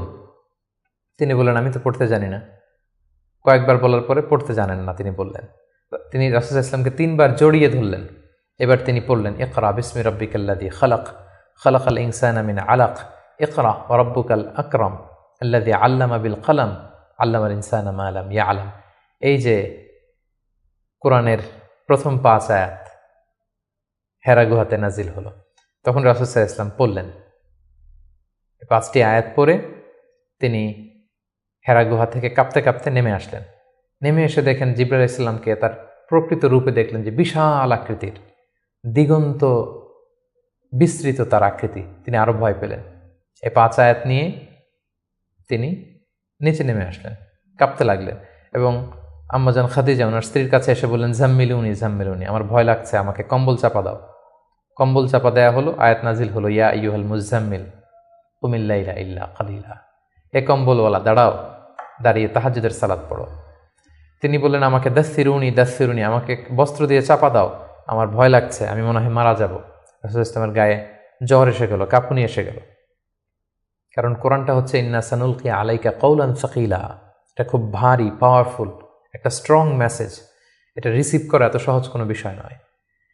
যখন তিনি বললেন, কাপড় দিয়ে আমাকে আচ্ছাদন করো, আয়াত নাজিল হলো, ইয়া আইয়ুহাল মুদ্দাসসির কুম ফাআনদির, হে কাপড়ওয়ালা দাঁড়াও, কুম দাঁড়াও, বসে থাকার সময় নেই, কুম ফাআনদির, মানুষকে সতর্ক করো। এই যে রাসূল সাল্লাল্লাহু আলাইহি ওয়াসাল্লাম দাঁড়ালেন আর বিশ্রামের সময়টুকু পেলেন না, কোরআন নাজিল হতে লাগলো। রাসূল সাল্লাল্লাহু আলাইহি ওয়াসাল্লাম ভয় পেতে লাগলেন শুরুর দিকে। আম্মাজান খাদিজা আশ্বস্ত করে বললেন যে আপনি ভয় পাবেন না, আপনার মধ্যে অনেক ভালো গুণাবলী আছে, আল্লাহ আপনাকে কখনোই অপদস্থ করবেন না। তিনি তার কাজিনের কাছে, ওরাকা ইবনে নাওফলের কাছে নিয়ে গেলেন। তিনিও আশ্বস্ত করলেন যে যাকে তুমি দেখেছো বিশাল আকৃতিতে, যে তোমার কাছে সূরা আলাকের 5 আয়াত নিয়ে এসেছে, তিনি হচ্ছেন নামুস, সে জিবরিল। তোমার আগে সব নবীদের কাছে তিনিই আসতেন আল্লাহর বাণী নিয়ে। সুবহানাল্লাহ। ভয় পেও না, তুমি চালিয়ে যাও। এবং তোমার জাতিগোষ্ঠী তোমার বিরোধিতা করবে, তোমাকে তোমার এলাকা থেকে বের করে দিবে। রাসূল ইসলাম বললেন, আমার গোষ্ঠীর আত্মীয়রা আমাকে বের করে দিবে? তিনি বললেন, হ্যাঁ, এই বাণীবাহকের কাজ যারা করে পৃথিবীতে তাদেরকে এই ভাগ্যই বরণ করতে হয়েছে। সুবহানাল্লাহ বিহামদিহি। সম্মানিত শুধু এভাবে ইকরা বিসমি রাব্বিকাল্লাযী খালাক, read in the name of your lord who has created, এই বাণী নাজিলের মধ্য দিয়ে রাসূল সাল্লাল্লাহু আলাইহি ওয়াসাল্লাম অফিশিয়ালি নবী হলেন, নবুয়ত লাভ করলেন, এবং তার বয়স ছিল তখন 40 বছর। তাহলে আমরা প্রথম পর্ব শেষ করলাম, যেখানে আমরা বলেছি প্রথম পর্বে আমরা রাসূল ইসলামের জন্ম থেকে শুরু করে নবী হওয়া পর্যন্ত এই 40 বছরের বর্ণনা আমরা প্রথম পর্বে শুনলাম। এবারে আমরা দ্বিতীয় পর্বে চলে যাব। দ্বিতীয় পর্বে আমরা বর্ণনা করব নবী হওয়ার পর থেকে হিজরতের আগ পর্যন্ত মক্কায় নবুয়তের 13 বছর ওনার কেমন কেটেছে, কি কি ইনসিডেন্ট ছিল, কি কি ঘটনার মধ্যে দিয়ে, স্ট্রাগলের মধ্যে দিয়ে তিনি গিয়েছেন, সেটা আমরা এখন শুনবো ইনশাআল্লাহ। আমরা শুরুতেই বলেছিলাম যে দ্বিতীয় পর্ব আমরা আলোচনা করব নবুয়তির সন ভিত্তিক। তো নবুয়তির প্রথম বছরে রাসূল সাল্লাল্লাহু আলাইহি ওয়াসাল্লামের কাছে কোরআনের আয়াত যাই নাজিল হতো সেটা তিনি খুব প্রাইভেটলি কাছের লোকদের কাছে প্রচার করতেন, অন্যদেরকে বলতেন না। ফলে তিনি যে নবী হয়েছেন এটা ওনার কাছের লোকজন ছাড়া কেউ জানতে পারেনি। তিনি সর্বপ্রথম খাদিজা রাদিয়াল্লাহু তাআলা আনহার কাছে বলেছেন, তিনি বিশ্বাস করে ঈমান এনেছেন। তার চাচাতো ভাই ছোট্ট আলী রাদিয়াল্লাহু তাআলা আনহুর কাছে বলেছেন, আলী রাদিয়াল্লাহু তাআলা আনহু ছোটদের মধ্যে ঈমান এনেছেন। দাসদের মধ্যে থেকে প্রথম যায়েদ ইবনে হারেসা, যিনি রাসূল সাল্লাল্লাহু আলাইহি ওয়াসাল্লামের পালক পুত্রের মর্যাদায় ছিলেন, তিনি ঈমান এনেছেন। সবচাইতে কাছের ঘনিষ্ঠ বন্ধু আবু বকর রাদিয়াল্লাহু তাআলা আনহুর কাছে বলেছেন, তিনিও ঈমান এনেছেন। এবং রাসূল সাল্লাল্লাহু আলাইহি ওয়াসাল্লাম গোপনে, অর্থাৎ যেটাকে বলা হয় প্রাইভেট দাওয়া, তিনি টার্গেট ভিত্তিক কাছের ঘনিষ্ঠ আমানতদার যাকে তিনি রিলাই করতে পারেন তাদের কাছে তিনি বলতে আরম্ভ করলেন, এবং তারা গোপনে গোপনে প্রাইভেটলি রাসূল সাল্লাল্লাহু আলাইহি ওয়াসাল্লাম ডাকে সাড়া দিয়ে ঈমান আনলো, মুসলিম হতে আরম্ভ করলো। সুবহানাল্লাহ। এভাবে 3 বছর তিনি প্রাইভেট দাওয়া দিয়েছেন মক্কায়। নবুয়তির তৃতীয় বছরে 3 বছর পর আল্লাহ তাআলা আয়াত নাজিল করলেন, ফাসদা বিমা তুমার ওয়া আ'রিদ আনিল মুশরিকিন। নবী হে, এখন আর প্রাইভেট দাওয়া নয়, এবার পাবলিক দাওয়া, পাবলিক প্রোক্লেমেশন, অর্থাৎ পাবলিকলি আপনি এবার প্রচার করুন, যাই নাজিল হয় আপনি প্রচার করুন। এবার রাসূল সাল্লাল্লাহু আলাইহি ওয়াসাল্লাম প্রচার করতে আরম্ভ করলেন পাবলিকলি। তিনি পাবলিকলি তাওহীদের দাওয়াত দিতে শুরু করলেন, রিসালাতের দাওয়াত দিতে শুরু করলেন, আখিরাতের দাওয়াত দিতে শুরু করলেন। যখনই তিনি পাবলিকলি দাওয়াত দিতে শুরু করলেন তখনই বিরোধিতা শুরু হলো, নানা ধরনের বাধা বিপত্তি আসতে শুরু করলো। তিনি পাহাড়ের চূড়ায় যেয়ে বললেন, হে মক্কাবাসী, হে আমার গোষ্ঠীর লোকেরা, আমি যদি বলি যে এই পাহাড়ের পেছনে একদল ঘোড়সাওয়ার আক্রমণ করার জন্য বসে আছে, বিশ্বাস করবে আমার কথা? সবাই বললো, হ্যাঁ অবশ্যই করব, কারণ মা জাররাবনা মিনকা ইল্লা সিদখান, আমরা জীবনে তো মুহাম্মদ তোমার কাছ থেকে কোনোদিন মিথ্যা বলতে শুনি নাই, তুমি যা বলবে তাই বিশ্বাস করব। তখন রাসূল সাল্লাল্লাহু আলাইহি ওয়াসাল্লাম বললেন, তাহলে জেনে রেখো, আমাকে যদি নবী হিসেবে না মানো, আখিরাতে যদি বিশ্বাস না করো, আল্লাহকে যদি একক একমাত্র রব হিসেবে না মানো, তোমাদের জন্য কঠিন শাস্তি অপেক্ষা করছে। একথা শুনে তারা মর্মাহত হলো, এবং রাসূল সাল্লাল্লাহু আলাইহি ওয়াসাল্লামের চাচা আবু লাহাব পাথর নিয়ে রাসূল সাল্লাল্লাহু আলাইহি ওয়াসাল্লামের প্রতি নিক্ষেপ করলেন, এবং তখনই সূরাতুল লাহাব নাজিল হলো। সূরাতুল লাহাব, তাব্বাত ইয়াদা আবি লাহাবি ওয়া তাব, ধ্বংস হোক, নিপাত যাক আবু লাহাবের 2 হাত। কিন্তু রাসূল সাল্লাল্লাহু আলাইহি ওয়াসাল্লাম থামলেন না, তিনি দাওয়াত দিতে লাগলেন, এবং মক্কার গরিব শ্রেণীর যেই লোকেরা আছে, কর্মচারী, শ্রমজীবী, খেটে খাওয়া মানুষ, দাস, তারা রাসূল সাল্লাল্লাহু আলাইহি ওয়াসাল্লামের দাওয়াতে সাড়া দিয়ে মুসলমান হতে লাগলো, তাদের সংখ্যা বাড়তে লাগলো, এবং তাদের উপর অত্যাচার আরম্ভ হয়ে গেল। নবুয়তির 5ম বৎসরে এই ক্ল্যাশ, এই সংঘাত মারাত্মক আকারে রূপ নিল। কোথাও বেলাল রাদিয়াল্লাহু তাআলা আনহুকে পিটিয়ে আহত করা হচ্ছে, কোথাও খাব্বাব রাদিয়াল্লাহু তাআলা আনহুকে, কোথাও খুবাইব রাদিয়াল্লাহু তাআলা আনহুকে, কখনো আম্মার ইবনে ইয়াসারকে, কখনো সুমাইয়া রাদিয়াল্লাহু তাআলা আনহাকে।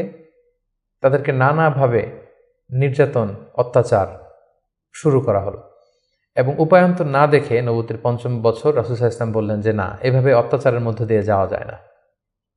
আমি শুনেছি যে নাজ্জাশির বাদশাহ, ইথিওপিয়াতে হাবাসাতে একজন বাদশাহ আছে, ইমামুন আদিল, এ জাস্ট কিং, তার কাছে কেউ নাকি অত্যাচারিত হয় না, তোমরা সেখানে হিজরত করো। নবুয়তির 5ম বৎসর একটা বিশাল সংখ্যক মুসলিম সাহাবী তারা আবিসিনিয়াতে হিজরত করলো এবং এই বছরই পাপিষ্ঠ আবু জাহাল বর্ষার আঘাতে ইসলামের প্রথম নারী শাহিদা সুমাইয়া রাদিয়াল্লাহু তাআলা আনহাকে তিনি শহীদ করে দিয়েছিলেন, হত্যা করেছিলেন। এভাবে খুব কঠিন মুহূর্ত যখন যাচ্ছিল মুসলিমদের উপর, মুসলিমদের একটা অংশ আবিসিনিয়াতে হিজরত করলো, রাসূল সাল্লাল্লাহু আলাইহি ওয়াসাল্লাম অন্যান্যদেরকে নিয়ে কষ্ট সহ্য করেও মক্কাতে অবস্থান করলেন। ঠিক ওই মুহূর্তে একটা আশার বাণী নিয়ে আসলো আমির হামজা, রাসূল সাল্লাল্লাহু আলাইহি ওয়াসাল্লামের চাচার ইসলাম গ্রহণ এবং ওমরে ফারুকের ইসলাম গ্রহণ। সুবহানাল্লাহ বিহামদিহি। তারা যখন ইসলাম ধর্ম গ্রহণ করলো তখন মক্কার কুরাইশ একটু নড়ে চড়ে বসলো, কারণ তারা তখন পাবলিকলি কয়েকজন একসাথে মিলে দুইটা লাইন করে মিছিল দিতে শুরু করলো, আল্লাহু আকবার আল্লাহু আকবার, তাকবীর দিতে দিতে তারা কাবা পর্যন্ত গেল। এবং এই দৃশ্য যখন মক্কার কাফিররা দেখলো তখন তারা বলতে আরম্ভ করলো, না, এটাকে যে কোনো মূল্যে থামাতে হবে। রাসূল সাল্লাল্লাহু আলাইহি ওয়াসাল্লামকে তারা প্রপোজ করলো, তুমি নারী চাও মুহাম্মদ, তোমাকে আরব্য সুন্দরী নারী এনে দেব, তুমি সম্পদ চাও সম্পদ দেব, ক্ষমতা চাও ক্ষমতা দেব, কিন্তু এই নতুন যেই দাওয়াত দিচ্ছ তুমি এটা বন্ধ করো। রাসূল সাল্লাল্লাহু আলাইহি ওয়াসাল্লাম বললেন, তোমরা যদি আমার ডান হাতে লাওয়াদাউ শামসা ফি ইয়ামিনি ওয়াল কামারা ফি ইয়াসারি, ডান হাতে যদি তোমরা সূর্য এনে দাও, বাঁ হাতে যদি আমাকে চাঁদ এনে দাও, তারপরেও এই দাওয়াত থেকে, আমার এই মিশন থেকে আমি এক চুল পরিমাণে পেছনে যাব না। এবার আবু জাহেল, উতবা, শাইবা, ওয়ালিদ ইবনে মুগীরা তারা সিদ্ধান্ত নিল, না, মুহাম্মদকে থামাতে হলে আমাদেরকে অন্য স্ট্র্যাটেজিতে যেতে হবে, তাদেরকে বয়কট করতে হবে। এবং তারা তখন প্রপোজ করলো যে আমরা বয়কট করব। আবু তালেবকে বলল, আবু তালেব, তোমার ভাতিজা তোমার শেল্টারে আমাদের সমাজে বিশৃঙ্খলা তৈরি করছে, নতুন ধর্মের দাওয়াত দিচ্ছে, হয় মোহাম্মদকে আমাদের হাতে তুলে দাও, তা না হলে বয়কট, তোমাদেরকে আমরা বয়কট করতে বাধ্য হব। আবু তালেব বললেন যে না, পিতাহারা মাতাহারা মোহাম্মদকে আমি ছোটবেলা থেকে লালন পালন করেছি, আমার ভাতিজার কোনো ক্ষতি আমি হতে দিব না। তারা বয়কটের ঘোষণা দিল। তারা বলল, আমরা সবাই মিলে এই বানু হাশিমকে বয়কট করলাম, তোমাদের সাথে আমাদের কোনো বিবাহ হবে না, কোনো অর্থনৈতিক চুক্তি হবে না, আমরা কোনো পণ্য বিক্রি করব না, তোমাদের থেকে কিনবো না, কথা বলবো না, তোমাদেরকে বয়কট। 3 বছর শিয়াবে আবি তালেবে রাসূল সাল্লাল্লাহু আলাইহি ওয়াসাল্লামের চাচা এবং মুসলিমরা এই বয়কটের মধ্যে ছিলেন। প্রথম বছর তারা ছাগল পালতো, যেহেতু ছাগল জবাই করে খেয়েছে। তারপরের বছর ছাগলের চামড়া, এবং অনেক সাহাবী ছাগলের চামড়া, গাছের ছাল খেয়ে বেহুশ হয়ে থাকতো, যেহেতু কোনো খাবার দাবারের ব্যবস্থা ছিল না। ঠিক নবুয়তের 7ম বৎসরে এই বয়কট শুরু হলো 10ম বৎসর পর্যন্ত। 3টি বছর তারা এই বয়কটের মধ্যে দিয়ে গিয়েছে। এবং রাসূল সাল্লাল্লাহু আলাইহি ওয়াসাল্লাম নবুয়তের 10ম বৎসরে চাচা আবু তালেবকে বললেন যে, চাচা, আল্লাহ তাআলা আমাকে জানিয়েছেন যে তারা যে বয়কটের যে ধারাগুলো লিখেছিল, যে আমাদের কাছে পণ্য বিক্রি করবে না, আমাদের সাথে বিয়ে শাদী হবে না, কথাবার্তা হবে না, এবং এই ধারাগুলো লিখে তারা একটা কাগজে এটাকে কাবা ঘরের ছাদের উপরে ঝুলিয়ে দিয়েছিল। রাসূল সাল্লাল্লাহু আলাইহি ওয়াসাল্লাম বললেন যে, চাচা, আপনি তাদের কাছে যান, যে বলুন যে আল্লাহ তাআলা আমাকে জানিয়েছে উই পোকা এসে তাদের ধারার প্রতিটি কথা উই পোকা খেয়ে ফেলেছে, সেখানে শুধু আল্লাহ এই শব্দটা অবশিষ্ট আছে। আমি যদি নবী না হই তাহলে তো এটা আমার পক্ষে বলা সম্ভব না। আবু তালেব যে বললেন, শোনো, আমার ভাতিজা মোহাম্মদ বলেছে যে তোমাদের ধারার প্রতিটি কথা উই পোকা খেয়ে ফেলেছে, যেটা তোমরা কাবা ঘরে লটকে রেখেছো গত 3 বছর, যাও যেয়ে দেখো। যদি দেখো মোহাম্মদ যা জানিয়েছে এটা মিথ্যা, তাহলে মোহাম্মদকে তোমাদের হাতে তুলে দেবো, আর যদি সত্য হয় তাহলে এই বয়কট তোমরা ভেঙে দিতে হবে। তারা যে তাই দেখলো, রাসূল সাল্লাল্লাহু আলাইহি ওয়াসাল্লাম যেমনটি বলেছেন, কোনো লেখা সেই নথিপত্রে নেই, শুধু আল্লাহ নামটি ছাড়া। এটা দেখে তাদের কারো কারোর মধ্যে ভয় আসলো যে না, এতটা আমাদের আত্মীয়, এরা একই বংশের লোক, একই সমাজের লোক, এটা করা ঠিক হবে না। নবুয়তির 10ম বৎসর এই বয়কটকে তারা উঠিয়ে নিল। কিন্তু তার চেয়েও দুঃখজনক ঘটনা আমাদের জন্য সামনে অপেক্ষা করছে। সেটা হচ্ছে নবুয়তির 10ম বৎসর রাসূল সাল্লাল্লাহু আলাইহি ওয়াসাল্লামের এই চাচা আবু তালেব ইন্তেকাল করলো, যিনি রাসূল সাল্লাল্লাহু আলাইহি ওয়াসাল্লামকে পলিটিক্যাল শেল্টার দিতেন এবং রাসূল সাল্লাল্লাহু আলাইহি ওয়াসাল্লামকে ঘরে যিনি শক্তি যোগাতেন, সাহস যোগাতেন এবং ফিনান্সিয়াল সাপোর্ট দিতেন, তার সেই প্রিয়তমা স্ত্রী খাদিজা রাদিয়াল্লাহু তাআলা আনহা নবুয়তির 10ম বৎসরে চাচার ইন্তেকালের 6 মাস পরে ইন্তেকাল করলেন। রাসূল সাল্লাল্লাহু আলাইহি ওয়াসাল্লাম তখন সাউদা বিনতে জামাআ রাদিয়াল্লাহু তাআলা আনহাকে বিয়ে করলেন। আয়েশা রাদিয়াল্লাহু তাআলা আনহার সাথে বিয়ের কন্ট্রাক্ট অর্থাৎ আকদ হলো, কিন্তু সংসার শুরু হয়নি। কিন্তু এখন তো রাসূল সাল্লাল্লাহু আলাইহি ওয়াসাল্লামকে বাঁচানোর মতো কেউ নেই, শেল্টার দেওয়ার মতো কেউ নেই। এখন তো যে কেউ রাসূল সাল্লাল্লাহু আলাইহি ওয়াসাল্লামের উপর অ্যাটাক করতে পারে। তাই রাসূল সাল্লাল্লাহু আলাইহি ওয়াসাল্লাম পাশের শহর টুইন সিটি তায়েফে চলে গেলেন। তায়েফের লোকদেরকে দাওয়াত দিলেন। নবুয়তের 10ম বছরেই তিনি তায়েফে চলে গেলেন। কিন্তু আমরা তায়েফের ঘটনা জানি। To make the long story short, সেখানে তিনি রিজেক্টেড হলেন, পাথর মারা হলো, রক্তাক্ত হয়ে তিনি ফিরে আসলেন এক খেজুর বাগানের ভেতরে। ফজরের সময় তিনি যখন তেলাওয়াত করছিলেন, একদল জিন যাচ্ছিল এবং তারা রাসূল সাল্লাল্লাহু আলাইহি ওয়াসাল্লামের কণ্ঠের তেলাওয়াত শুনে জিন জাতি ঈমান এনে ফেলল। আল্লাহ তাআলা বোঝাতে চাইলেন, নবী হে, মক্কায় নির্যাতিত হয়ে তায়েফে গিয়েছেন, তায়েফে রক্তাক্ত হয়েছেন, রিজেক্টেড হয়েছেন, তায়েফের লোকের আপনার কথা শুনেনি, কিন্তু অদৃশ্য জগতের এক জাতি, জিন জাতি, আপনার এই কথা শুনে ঈমান এনে মুসলমান হয়ে গিয়েছে। সুবহানাল্লাহ। তায়েফে যখন তিনি রিজেক্টেড হলেন, এবার তিনি কোথায় যাবেন?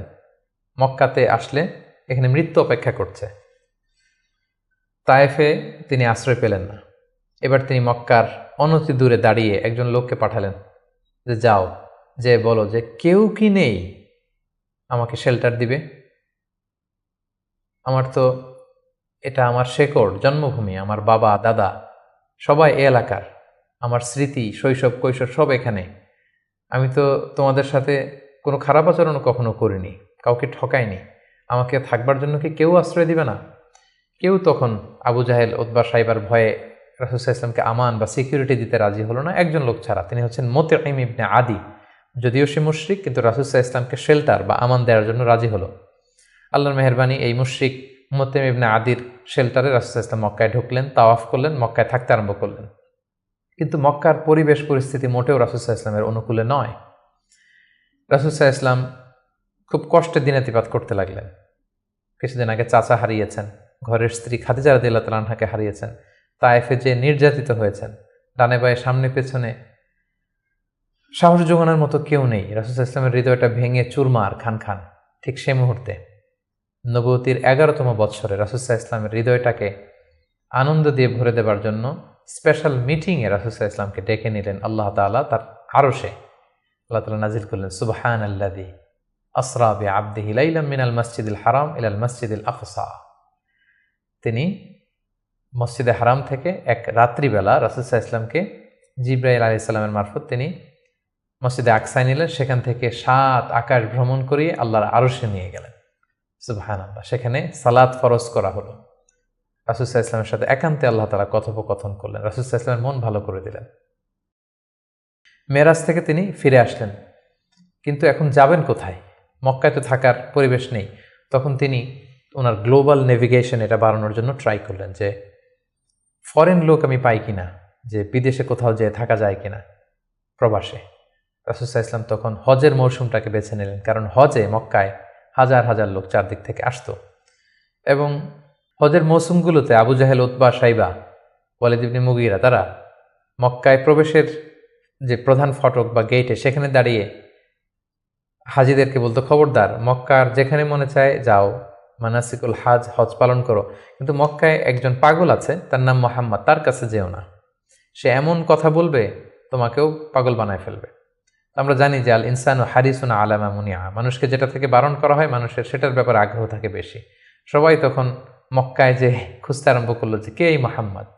যারাই রাসূল সাল্লাল্লাহু আলাইহি ওয়াসাল্লামের কাছে আসতো, রাসূল সাল্লাল্লাহু আলাইহি ওয়াসাল্লাম তাদেরকে আল্লাহ নাজিল করা কোরআন তেলাওয়াত শোনায় দিতেন এবং রাসূল সাল্লাল্লাহু আলাইহি ওয়াসাল্লামের কণ্ঠে কোরআন তেলাওয়াত শুনে এরকম অনেক ভিনদেশী মুসলমান হয়ে গিয়েছিল। সুবহানাল্লাহ বিহামদিহি। কিন্তু রাসূল সাল্লাল্লাহু আলাইহি ওয়াসাল্লামের তো একটা সেটেলমেন্ট লাগবে। কোথায় যাবেন তিনি? তিনি মিনাতে এবং আকাবাতে খুঁজতে আরম্ভ করলেন। নবুয়তির 11তম বৎসরে খুঁজতে খুঁজতে হঠাৎ মিনার একটা টেন্টে, তাঁবুতে তিনি ঢুকলেন। 6 জন লোক সেখানে বসা। রাসূল সাল্লাল্লাহু আলাইহি ওয়াসাল্লাম জিজ্ঞেস করলেন, তোমরা কারা? তারা বলল, আমরা খাজরাজ গোষ্ঠীর মানুষ, ইয়াসরিব আমাদের বাড়ি। মদিনার পুরো নাম ছিল ইয়াসরিব। তাদের সংখ্যা ছিল মাত্র 6 জন। সুবহানাল্লাহ। আসলে পৃথিবীতে যত বড় কাজ হয়েছে, যত বিপ্লব হয়েছে, এগুলো কিন্তু হয়েছে সামান্য কয়েকজন লোক থেকে শুরু হয়েছে, পরে এটা বিপ্লবের রূপ নিয়েছে। এই যে দেখেন, ইমানের বীজ আল্লাহ তাআলা কিভাবে এই 6 জন লোকের মাধ্যমে মদিনাতে পৌঁছাবে। রাসূল সাল্লাল্লাহু আলাইহি ওয়াসাল্লাম বললেন, তোমরা খাজরাজের 6 জন? কোন খাজরাজ, কোন ইয়াসরিব? ওই যে ইয়াসরিবের পাশে ইহুদিরা বাস করে? তারা বললেন হ্যাঁ। রাসূল সাল্লাল্লাহু আলাইহি ওয়াসাল্লাম বললেন, তোমাদের কি কিছু সময় হবে, আমি তোমাদের কিছু শোনাবো? তারা বললেন হ্যাঁ, শোনান। রাসূল সাল্লাল্লাহু আলাইহি ওয়াসাল্লাম কোরআনের আয়াত তেলাওয়াত করলেন। তারা যতই শুনতে লাগলো, অভিভূত হতে লাগলো, মোহিত হতে লাগলো। রাসূল সাল্লাল্লাহু আলাইহি ওয়াসাল্লামের হাতে হাত রেখে শাহাদা পড়ে তারা মুমিন হয়ে গেল। এবং রাসূল সাল্লাল্লাহু আলাইহি ওয়াসাল্লাম বললেন, যাও, তোমরা এই কোরআনের কথা, আমি যে নবী, আমি যে শেষ নবী, এই কথা তোমাদের লোকালয়ে, তোমাদের জনপদে যেয়ে তোমরা বলো। এবং তারা যে ইয়াসরিবে ফিরে যে আরও 6 জনকে নিয়ে পরের বছর আসলো, নবুতির 12তম বৎসর। রাসূল সাল্লাল্লাহু আলাইহি ওয়াসাল্লাম খুঁজে খুঁজে হাজিদের তাঁবু খুঁজে খুঁজে সেই 12 জনের তাঁবুতে গেলেন এবং তারা 12 জন রাসূল সাল্লাল্লাহু আলাইহি ওয়াসাল্লামের হাতে হাত রেখে একটা শপথ করেছিলেন। এটাকে বলা হয় বাইআতুল আকাবা আল উলা, আকাবার প্রথম শপথ। মিনার পাশেই যে পাহাড় বেষ্টিত এরিয়া, এটাকে আকাবা বলে। এই আকাবার প্রথম শপথে 12 জন তারা রাসূল সাল্লাল্লাহু আলাইহি ওয়াসাল্লামের হাতে হাত রেখে শপথ করলো যে, নবী আপনি যা বলেন আমরা তাই শুনব, আপনি যে আদেশ দেন সেটাই আমরা মাথা পেতে নেব। রাসূল সাল্লাল্লাহু আলাইহি ওয়াসাল্লাম খুশি হলেন, তার হৃদয়ে আশার সঞ্চার হলো যে না, হয়তো ইয়াসরিবে আমি চলে যেতে পারবো। এবং এই 12 জনকে সাথে করে রাসূল সাল্লাল্লাহু আলাইহি ওয়াসাল্লাম মক্কার একজন নমুসলিম সাহাবীকে পাঠালেন, যার নাম হচ্ছে মুসআব।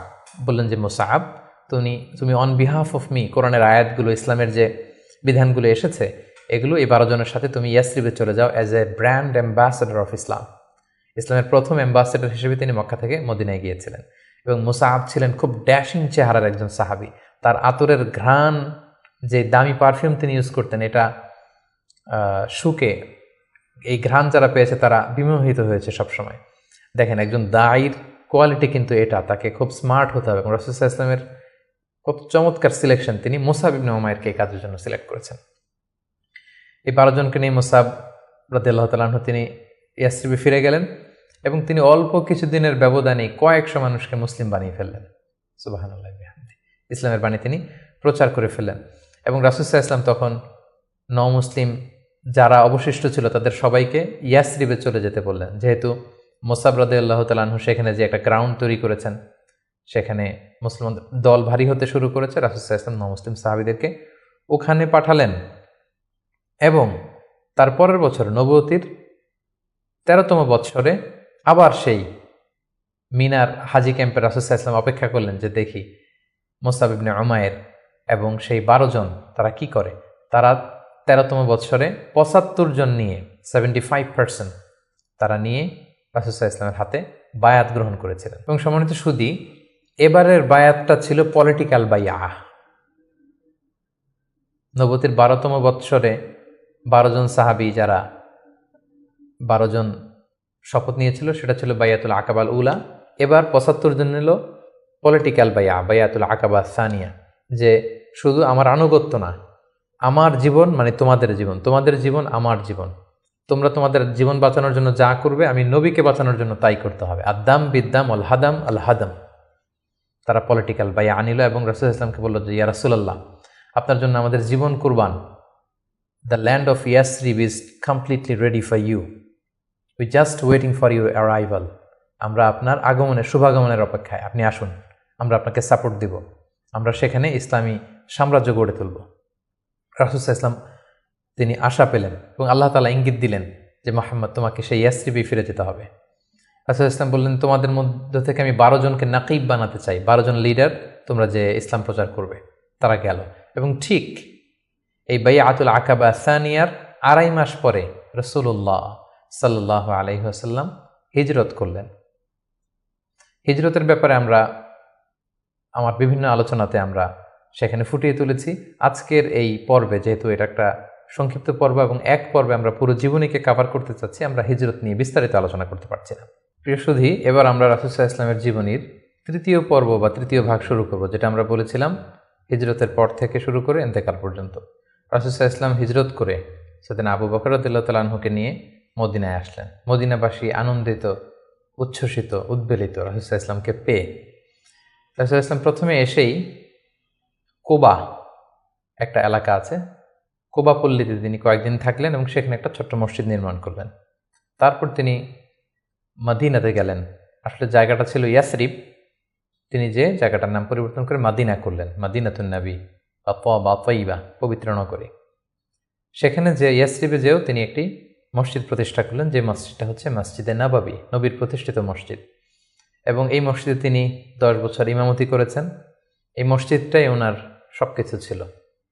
ফরেন ডেলিগেশন আসলে এখানে দেখা করতেন, এখানে তিনি আহলে সুফাদেরকে শিক্ষা দিতেন। এটাই ইউনিভার্সিটি ছিল, এটাই হাইকোর্ট, এটাই সুপ্রিম কোর্ট, এখানে বিচার কার্য পরিচালনা করতেন। এখান থেকে তিনি সামরিক অভিযানগুলো পরিচালনা করতেন।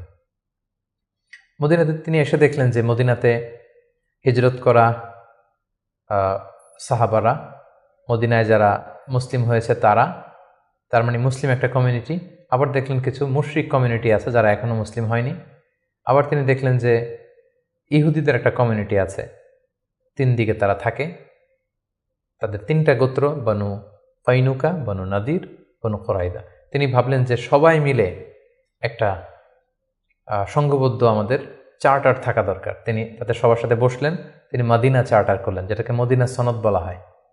সুবহানাল্লাহ। তিনি মদিনা চার্টারে উল্লেখ করলেন যে আমরা মদিনাকে রক্ষার জন্য মুসলিম, প্যাগানস, জিউস সবাই এক, আমরা একে অপরের সাথে মিত্রতা থাকবে এবং বহিঃশত্রুর আক্রমণ থেকে আমরা একে অপরকে রক্ষা করব। এবং তিনি মক্কা থেকে যারা হিজরত করে এসেছেন মুহাজির সাহাবী, এবং মদিনাতে যারা এই মুহাজির সাহাবীদেরকে অ্যাকোমোডেট করেছেন, ওয়েলকাম করেছেন, আনসার সাহাবী, তাদের মধ্যে তিনি ভ্রাতৃত্বের বন্ধন প্রতিষ্ঠা করলেন। শুরু হলো মদিনার নতুন জার্নি। প্রথম বছরে অর্থাৎ প্রথম হিজরিতে তিনি এই কাজগুলো করলেন। দ্বিতীয় হিজরিতে একটা সিগনিফিক্যান্ট ঘটনা ঘটলো, সেটা হচ্ছে কেবলা চেঞ্জ করে দেয়া হলো। রাসূল সাল্লাল্লাহু আলাইহি ওয়াসাল্লাম মদিনাতে এসে 16-17 মাস বাইতুল মাকদাসের দিকে হয়ে নামাজ পড়তেন, কিন্তু চাইতেন যে মক্কায় যদি আল্লাহ তাআলা চেঞ্জ করে দিতেন কতই না ভালো হতো। আল্লাহ তাআলা চেঞ্জ করে দিলেন। আল্লাহ বললেন, ফাওয়াল্লি ওয়াজহাকা শাতরাল মসজিদিল হারাম, নবী হে আপনি মসজিদুল হারামের দিকে মুখ ফিরিয়ে এখন থেকে নামাজ পড়বেন। এটা দ্বিতীয় হিজরির ঘটনা। দ্বিতীয় হিজরির সবচাইতে গুরুত্বপূর্ণ ইনসিডেন্ট হচ্ছে দ্য ব্যাটল অফ বাদার, গজওয়াতুল বাদার, বদরের যুদ্ধ। কারণ কুরাইশরা তো তারা দেখলো যে না, মুহাম্মদ হাতছাড়া হয়ে গেল, সব মুসলিমরা হাতছাড়া হয়ে গেল, তাদেরকে তো সহজে ছেড়ে দেওয়া যায় না। তখন একটা যুদ্ধ হলো, বিশাল যুদ্ধ। রাসূল সাল্লাল্লাহু আলাইহি ওয়াসাল্লাম একটা ক্যারাভান আটকাতে গেলেন, কিন্তু তারা খবর পাঠালো যে মুহাম্মদ তার সৈন্য নিয়ে অ্যাটাক করছে। তারা 1000 সৈন্য নিয়ে আসলো বদরের প্রান্তরে, মদিনা থেকে 70-80 কিলো দূরে। মুসলমানদের সংখ্যা ছিল মাত্র 314 জন।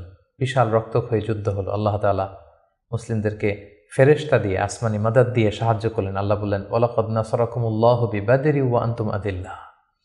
আল্লাহ তোমাদেরকে বদরের প্রান্তরে সহায়তা করেছিলেন, তোমরা খুব দুর্বল ছিলে, ফেরেশতা দিয়ে আমি তোমাদেরকে সহযোগিতা করেছি, বিজয় এনে দিয়েছি। মুসলিমরা বিজয় লাভ করলো। 70 জন কুরাইশ নিহত হলো, 70 জন বন্দী হলো, মুসলমানরা জয়লাভ করলো। দ্বিতীয় হিজরির আরেকটা ইনসিডেন্ট হচ্ছে, আমি বলেছি যে 3টা জিউস ট্রাইব, ইহুদি গোত্র ছিল। এর মধ্যে একটা গোত্র কাইনুকা, তারা এক মুসলিম নারীকে তার শ্লীলতাহানি করে এবং তারা চুক্তি ভঙ্গ করে। পরে রাসূল সাল্লাল্লাহু আলাইহি ওয়াসাল্লাম তাদেরকে অবরোধ করলেন এবং মদিনা থেকে বের করে দিলেন, এক্সাইল দিলেন, নির্বাসন। কারণ কি ছিল? তারা চুক্তি ভঙ্গ করেছে। রাসূল সাল্লাল্লাহু আলাইহি ওয়াসাল্লাম কখনো আগ বাড়িয়ে কারোর সাথে বিরোধিতায় জড়াননি, শান্তি নষ্ট করেননি। তিনি মদিনায় যে একটা শান্তিময় সাম্রাজ্য গঠন করবার জন্য মদিনা চার্টার করেছেন, মদিনা সনদ আমরা যেটা বলেছি। কিন্তু সর্বপ্রথম এটা ভঙ্গ করলো কারা? বনু কাইনুকা নামে যে ইহুদি গোত্র আছে তারা। ফলে রাসূল সাল্লাল্লাহু আলাইহি ওয়াসাল্লাম তাদেরকে নির্বাসন দিলেন। এবং দ্বিতীয় হিজরিতে রোজার বিধান এবং জাকাতের বিধানকে ফরজ করা হলো। তৃতীয় হিজরির সবচেয়ে গুরুত্বপূর্ণ ঘটনা হচ্ছে উহুদের যুদ্ধ। কারণ 1 বছর আগে দ্বিতীয় হিজরিতে কুরাইশদের 70 জন নিহত হয়েছে, 70 জন বন্দী হয়েছে। তাদের যেই ক্ষত, ঘা, এটা শুকায়নি। সেটা শোধ নেওয়ার জন্য, প্রতিশোধ নেওয়ার জন্য তারা আসলো 3000 সৈন্য নিয়ে। মুসলিমরা ছিল মাত্র 1000। ইনিশিয়ালি রাসূল সাল্লাল্লাহু আলাইহি ওয়াসাল্লামের কিছু দিক নির্দেশনা অমান্য করার কারণে মুসলিমরা পরাজিত হতে আরম্ভ করলো, কিন্তু শেষের দিকে তারা আবার যুদ্ধে একটা ব্যালেন্স তৈরি করলো। কিন্তু তারপরেও 70 জন মুসলিম এই যুদ্ধে শহীদ হয়েছেন। এবং রাসূল সাল্লাল্লাহু আলাইহি ওয়াসাল্লাম তার প্রিয়তম চাচা হামজা ইবনে আব্দুল মুত্তালিব, যাকে সাইয়্যিদুশ শুহাদা ঘোষণা দেওয়া হয়েছে, এবং যে মুসআব ইবনে উমাইরকে দ্য ফার্স্ট অ্যাম্বাসেডর করে তিনি পাঠিয়েছিলেন, এই যুদ্ধে তিনিও শহীদ হয়েছেন। 70 জন সাহাবীকে রাসূল সাল্লাল্লাহু আলাইহি ওয়াসাল্লাম হারিয়েছেন সেই যুদ্ধে। তৃতীয় হিজরিতে রাসূল সাল্লাল্লাহু আলাইহি ওয়াসাল্লাম হাফসা রাদিয়াল্লাহু তাআলা আনহাকে বিয়ে করেন, জাইনাব বিনতে খুজাইমাকে বিয়ে করেন। এবং তৃতীয় হিজরি সনে ফাতিমা রাদিয়াল্লাহু তাআলা আনহা, আলী রাদিয়াল্লাহু তাআলা আনহার ঘরকে উজালা করে রাসূল সাল্লাল্লাহু আলাইহি ওয়াসাল্লামের প্রথম নাতি হাসান রাদিয়াল্লাহু তাআলা আনহু জন্মগ্রহণ করেছিলেন। চতুর্থ হিজরির একটা মর্মান্তিক ঘটনা হচ্ছে বীরে মাউনার ঘটনা। নজদ থেকে কিছু লোক এসে রাসূল সাল্লাল্লাহু আলাইহি ওয়াসাল্লামকে বললেন, আপনি কিছু সাহাবাকে, কারি সাহাবাকে, হাফেজ সাহাবাদেরকে আমাদের সাথে পাঠান, তারা নজদে এসে আমাদেরকে ইসলাম শেখাবে। রাসূল ইসলাম 70 জন কারি সাহাবাকে বিশ্বাস করে পাঠিয়েছিলেন যে তাদেরকে নিয়ে যাও, তারা ইসলাম শেখাবে, কিন্তু তারা বিশ্বাসঘাতকতা করে এই সাহাবীদেরকে হত্যা করেছিল। এটা বীরে মাউনার ঘটনা। রাসূল ইসলাম অত্যন্ত মর্মাহত হয়েছিলেন। এবং 4র্থ হিজরির আরেকটা ঘটনা হচ্ছে যে বনু নাদির, ইহুদিদের যে দ্বিতীয় গোষ্ঠী, বনু নাদিরকে রাসূল সাল্লাল্লাহু আলাইহি ওয়াসাল্লাম নির্বাসন দিয়েছিলেন, মদিনা থেকে বের করে দিয়েছিলেন। কারণ কি? একই ঘটনা, বিশ্বাসঘাতকতা, দ্য ট্রেচারি, বিশ্বাসঘাতকতার কারণে। রাসূল সাল্লাল্লাহু আলাইহি ওয়াসাল্লাম আবু বকর, ওমর ফারুককে নিয়ে রক্তপণ কালেকশন করবার জন্য সেখানে গিয়েছিলেন এবং তারা বলল যে হ্যাঁ, আমরা এটাতে অংশগ্রহণ করবো, আপনি আসুন। কিন্তু তারা প্ল্যান করে রেখেছিল যে রাসূল সাল্লাল্লাহু আলাইহি ওয়াসাল্লামকে এমন একটা ঘরের নিচে বসাবেন যেই ঘরের উপর থেকে একজন ইহুদি বড় একটা পাথরের খণ্ড রাসূল সাল্লাল্লাহু আলাইহি ওয়াসাল্লামের মাথায় নিক্ষেপ করবেন, যাতে রাসূল সাল্লাল্লাহু আলাইহি ওয়াসাল্লাম সেখানে নিহত হন। এই প্ল্যান করে রাসূল সাল্লাল্লাহু আলাইহি ওয়াসাল্লামকে ঠিক ওই লোকেশনে যখন ডাকলেন, রাসূল সাল্লাল্লাহু আলাইহি ওয়াসাল্লাম যাচ্ছিলেন, ইন দ্য মিন টাইম আল্লাহ তাআলা রাসূল সাল্লাল্লাহু আলাইহি ওয়াসাল্লামকে সব জানিয়ে দিলেন তাদের কনস্পাইরেসি। জিবরাইল আলাইহিস সালাম বললেন, ইয়া রাসূলুল্লাহ, এই মুহূর্তে এখান থেকে আপনি চলে যান মদিনায়। মদিনায় আসলেন, এসে বিশাল বাহিনী গঠন করে বনু নাদিরকে তিনি ঘেরাও করলেন এবং তাদেরকে এই এলাকা থেকে উৎখাত করলেন এই বিশ্বাসঘাতকতার কারণে। যেহেতু মদিনা চার্টার ছিল একে অপরের শুভ কামনা করবে, শুভাকাঙ্ক্ষী হবে, মিত্র হিসেবে কাজ করবে, কিন্তু তারা রাসূল সাল্লাল্লাহু আলাইহি ওয়াসাল্লামকে হত্যার ষড়যন্ত্র করেছিল। তাদেরকে রাসূল সাল্লাল্লাহু আলাইহি ওয়াসাল্লাম এখান থেকে বের করে দিলেন। এবং 4র্থ হিজরিতে মদকে আল্লাহ তাআলা হারাম ঘোষণা করলেন। এটা ছিল একটা গুরুত্বপূর্ণ ঘটনা। 5ম হিজরিতে অনেকগুলো ঘটনা ঘটেছে, এর মধ্যে অন্যতম হচ্ছে বনু মুস্তালিকের যুদ্ধ হয়েছিল। তারা রাসূল সাল্লাল্লাহু আলাইহি ওয়াসাল্লামকে অতর্কিত আক্রমণ করতে চেয়েছিল, রাসূল সাল্লাল্লাহু আলাইহি ওয়াসাল্লাম আগেই তাদেরকে আক্রমণ করে এলাকা দখল করলেন। এবং সেখান থেকে ফিরে আসবার সময় ইফকের যে ঘটনা আমরা জানি, আম্মা জান আয়েশা রাদিয়াল্লাহু তাআলা আনহাকে অপবাদ দেয়া হয়েছিল। সফওয়ান ইবনে মুআত্তাল রাদিয়াল্লাহু তাআলা আনহুর সাথে তার অবৈধ সম্পর্ক আছে বলে মুনাফিকরা ছড়িয়ে দিয়েছিল, নাউযুবিল্লাহ। এবং আল্লাহ তাআলা আরশের উপর থেকে তিনি আম্মা জান আয়েশার পবিত্রতা ঘোষণা করেছেন। সুবহানাল্লাহি বিহামদিহি। এই ঘটনা 5ম হিজরিতে ঘটেছিল। এবং 5ম হিজরির সবচেয়ে ভয়ানক ঘটনা হচ্ছে আহজাবের যুদ্ধ বা খন্দকের যুদ্ধ। ইহুদি 2টা গোষ্ঠী তারা যখন মদিনা থেকে নির্বাসিত হলো তাদের বিশ্বাসঘাতকতার কারণে, তারা যে কুরাইশদের লিডারদেরকে ফুসলাতে লাগলো, গাতাফান গোত্রের লিডারদেরকে ফুসলাতে লাগলো, আরবদেরকে ফুসলাতে লাগলো যে মুহাম্মদ কিন্তু তার দলবল নিয়ে দিনকে দিন শক্তিশালী হচ্ছে, এখনই সময়। এবছর যদি আমরা তাকে অ্যাটাক করে পরাহত করতে না পারে আমরা আটকাতে পারবো না। ফুসলাতে প্রভোগ করতে করতে তারা 10,000 সৈন্য জমা করলো এবং তারা প্ল্যান করলো যে আমরা 10,000 অ্যাটাক করব। আর ইহুদিদের একটা গোত্র ছিল বনু কুরাইজা, তারা এখনো পর্যন্ত কোনো চুক্তি ভঙ্গ করেনি, ফলে আপ আনটিল দ্যাট টাইম তাদের সাথে রাসূল সাল্লাল্লাহু আলাইহি ওয়াসাল্লামের সুসম্পর্ক ছিল এক ধরনের। তারা প্ল্যান করলো কোনোভাবে আমরা ভেতর থেকে বিশ্বাসঘাতকতার জন্য বনু কুরাইজাকে আমরা বলবো। তারা সেটাই করলো, 10,000 সৈন্য মদিনাতে অ্যাটাক করলো। এখন রাসূল সাল্লাল্লাহু আলাইহি ওয়াসাল্লাম কী করবেন? এই ছোট্ট বাহিনী নিয়ে তো 10,000 শক্তিশালী বাহিনীকে সামলানো সম্ভব নয়। রাসূল সাল্লাল্লাহু আলাইহি ওয়াসাল্লাম মিটিং করলেন, কনসাল্ট করলেন। সালমান আল ফারিসি তিনি বললেন যে আমরা আমাদের পারস্যে যুদ্ধের অনেকগুলো মাধ্যমের একটা মাধ্যম হচ্ছে ট্রেঞ্চ খনন করি, পরিখা খনন করি।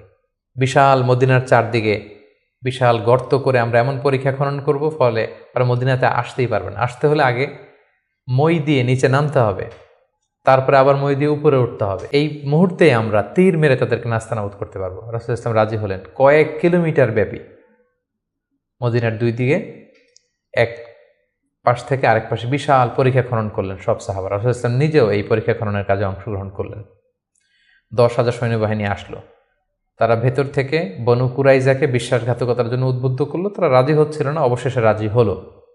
রাসূল ইসলাম আল্লাহ সাহায্য চাইলেন যে আল্লাহ, ভেতর থেকে যদি বনু কুরাইজা বিশ্বাসঘাতকতা করে অ্যাটাক করে, বাইরে থেকে ওরা যদি আসে, আমরা তো শেষ হয়ে যাব।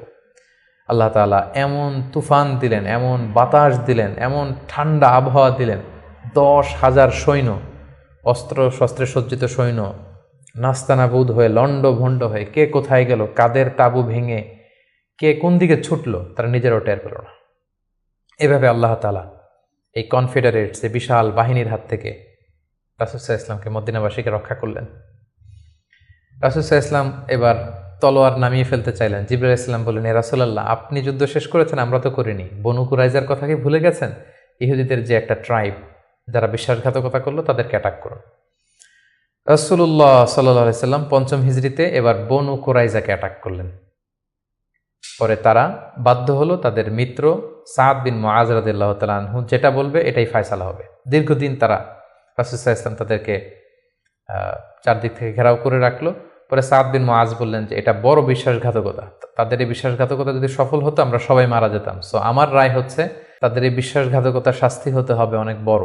তাদের মধ্য থেকে যারা মুসলিমদের বিরুদ্ধে তলোয়ার ধরেছে তাদেরকে এক্সিকিউশন করা হবে, তাদের নারীদেরকে বন্দী করা হবে। রাসূল সাল্লাল্লাহু আলাইহি ওয়াসাল্লাম সাদ বিন মুআজের এই পরামর্শকে মেনে নিলেন, এই রায়কে মেনে নিলেন। ষষ্ঠ হিজরিতে রাসূলুল্লাহ সাল্লাল্লাহু আলাইহি সাল্লাম তিনি স্বপ্ন দেখলেন যে তিনি উমরা করছেন, এবং আমরা জানি নবীদের স্বপ্ন হচ্ছে ওহী। তিনি সাহাবীদের কাছে স্বপ্নের কথা জানালেন। 1400 সাহাবীকে নিয়ে তিনি উমরা করতে গেলেন। কিন্তু আমরা জানি যে উমরা করতে যেতে হবে মক্কায়। মক্কায় তো শত্রুর বসবাস, কুরাইশরা। তারা রাসূল সাল্লাল্লাহু আলাইহি ওয়াসাল্লামকে ঢুকতে দিল না।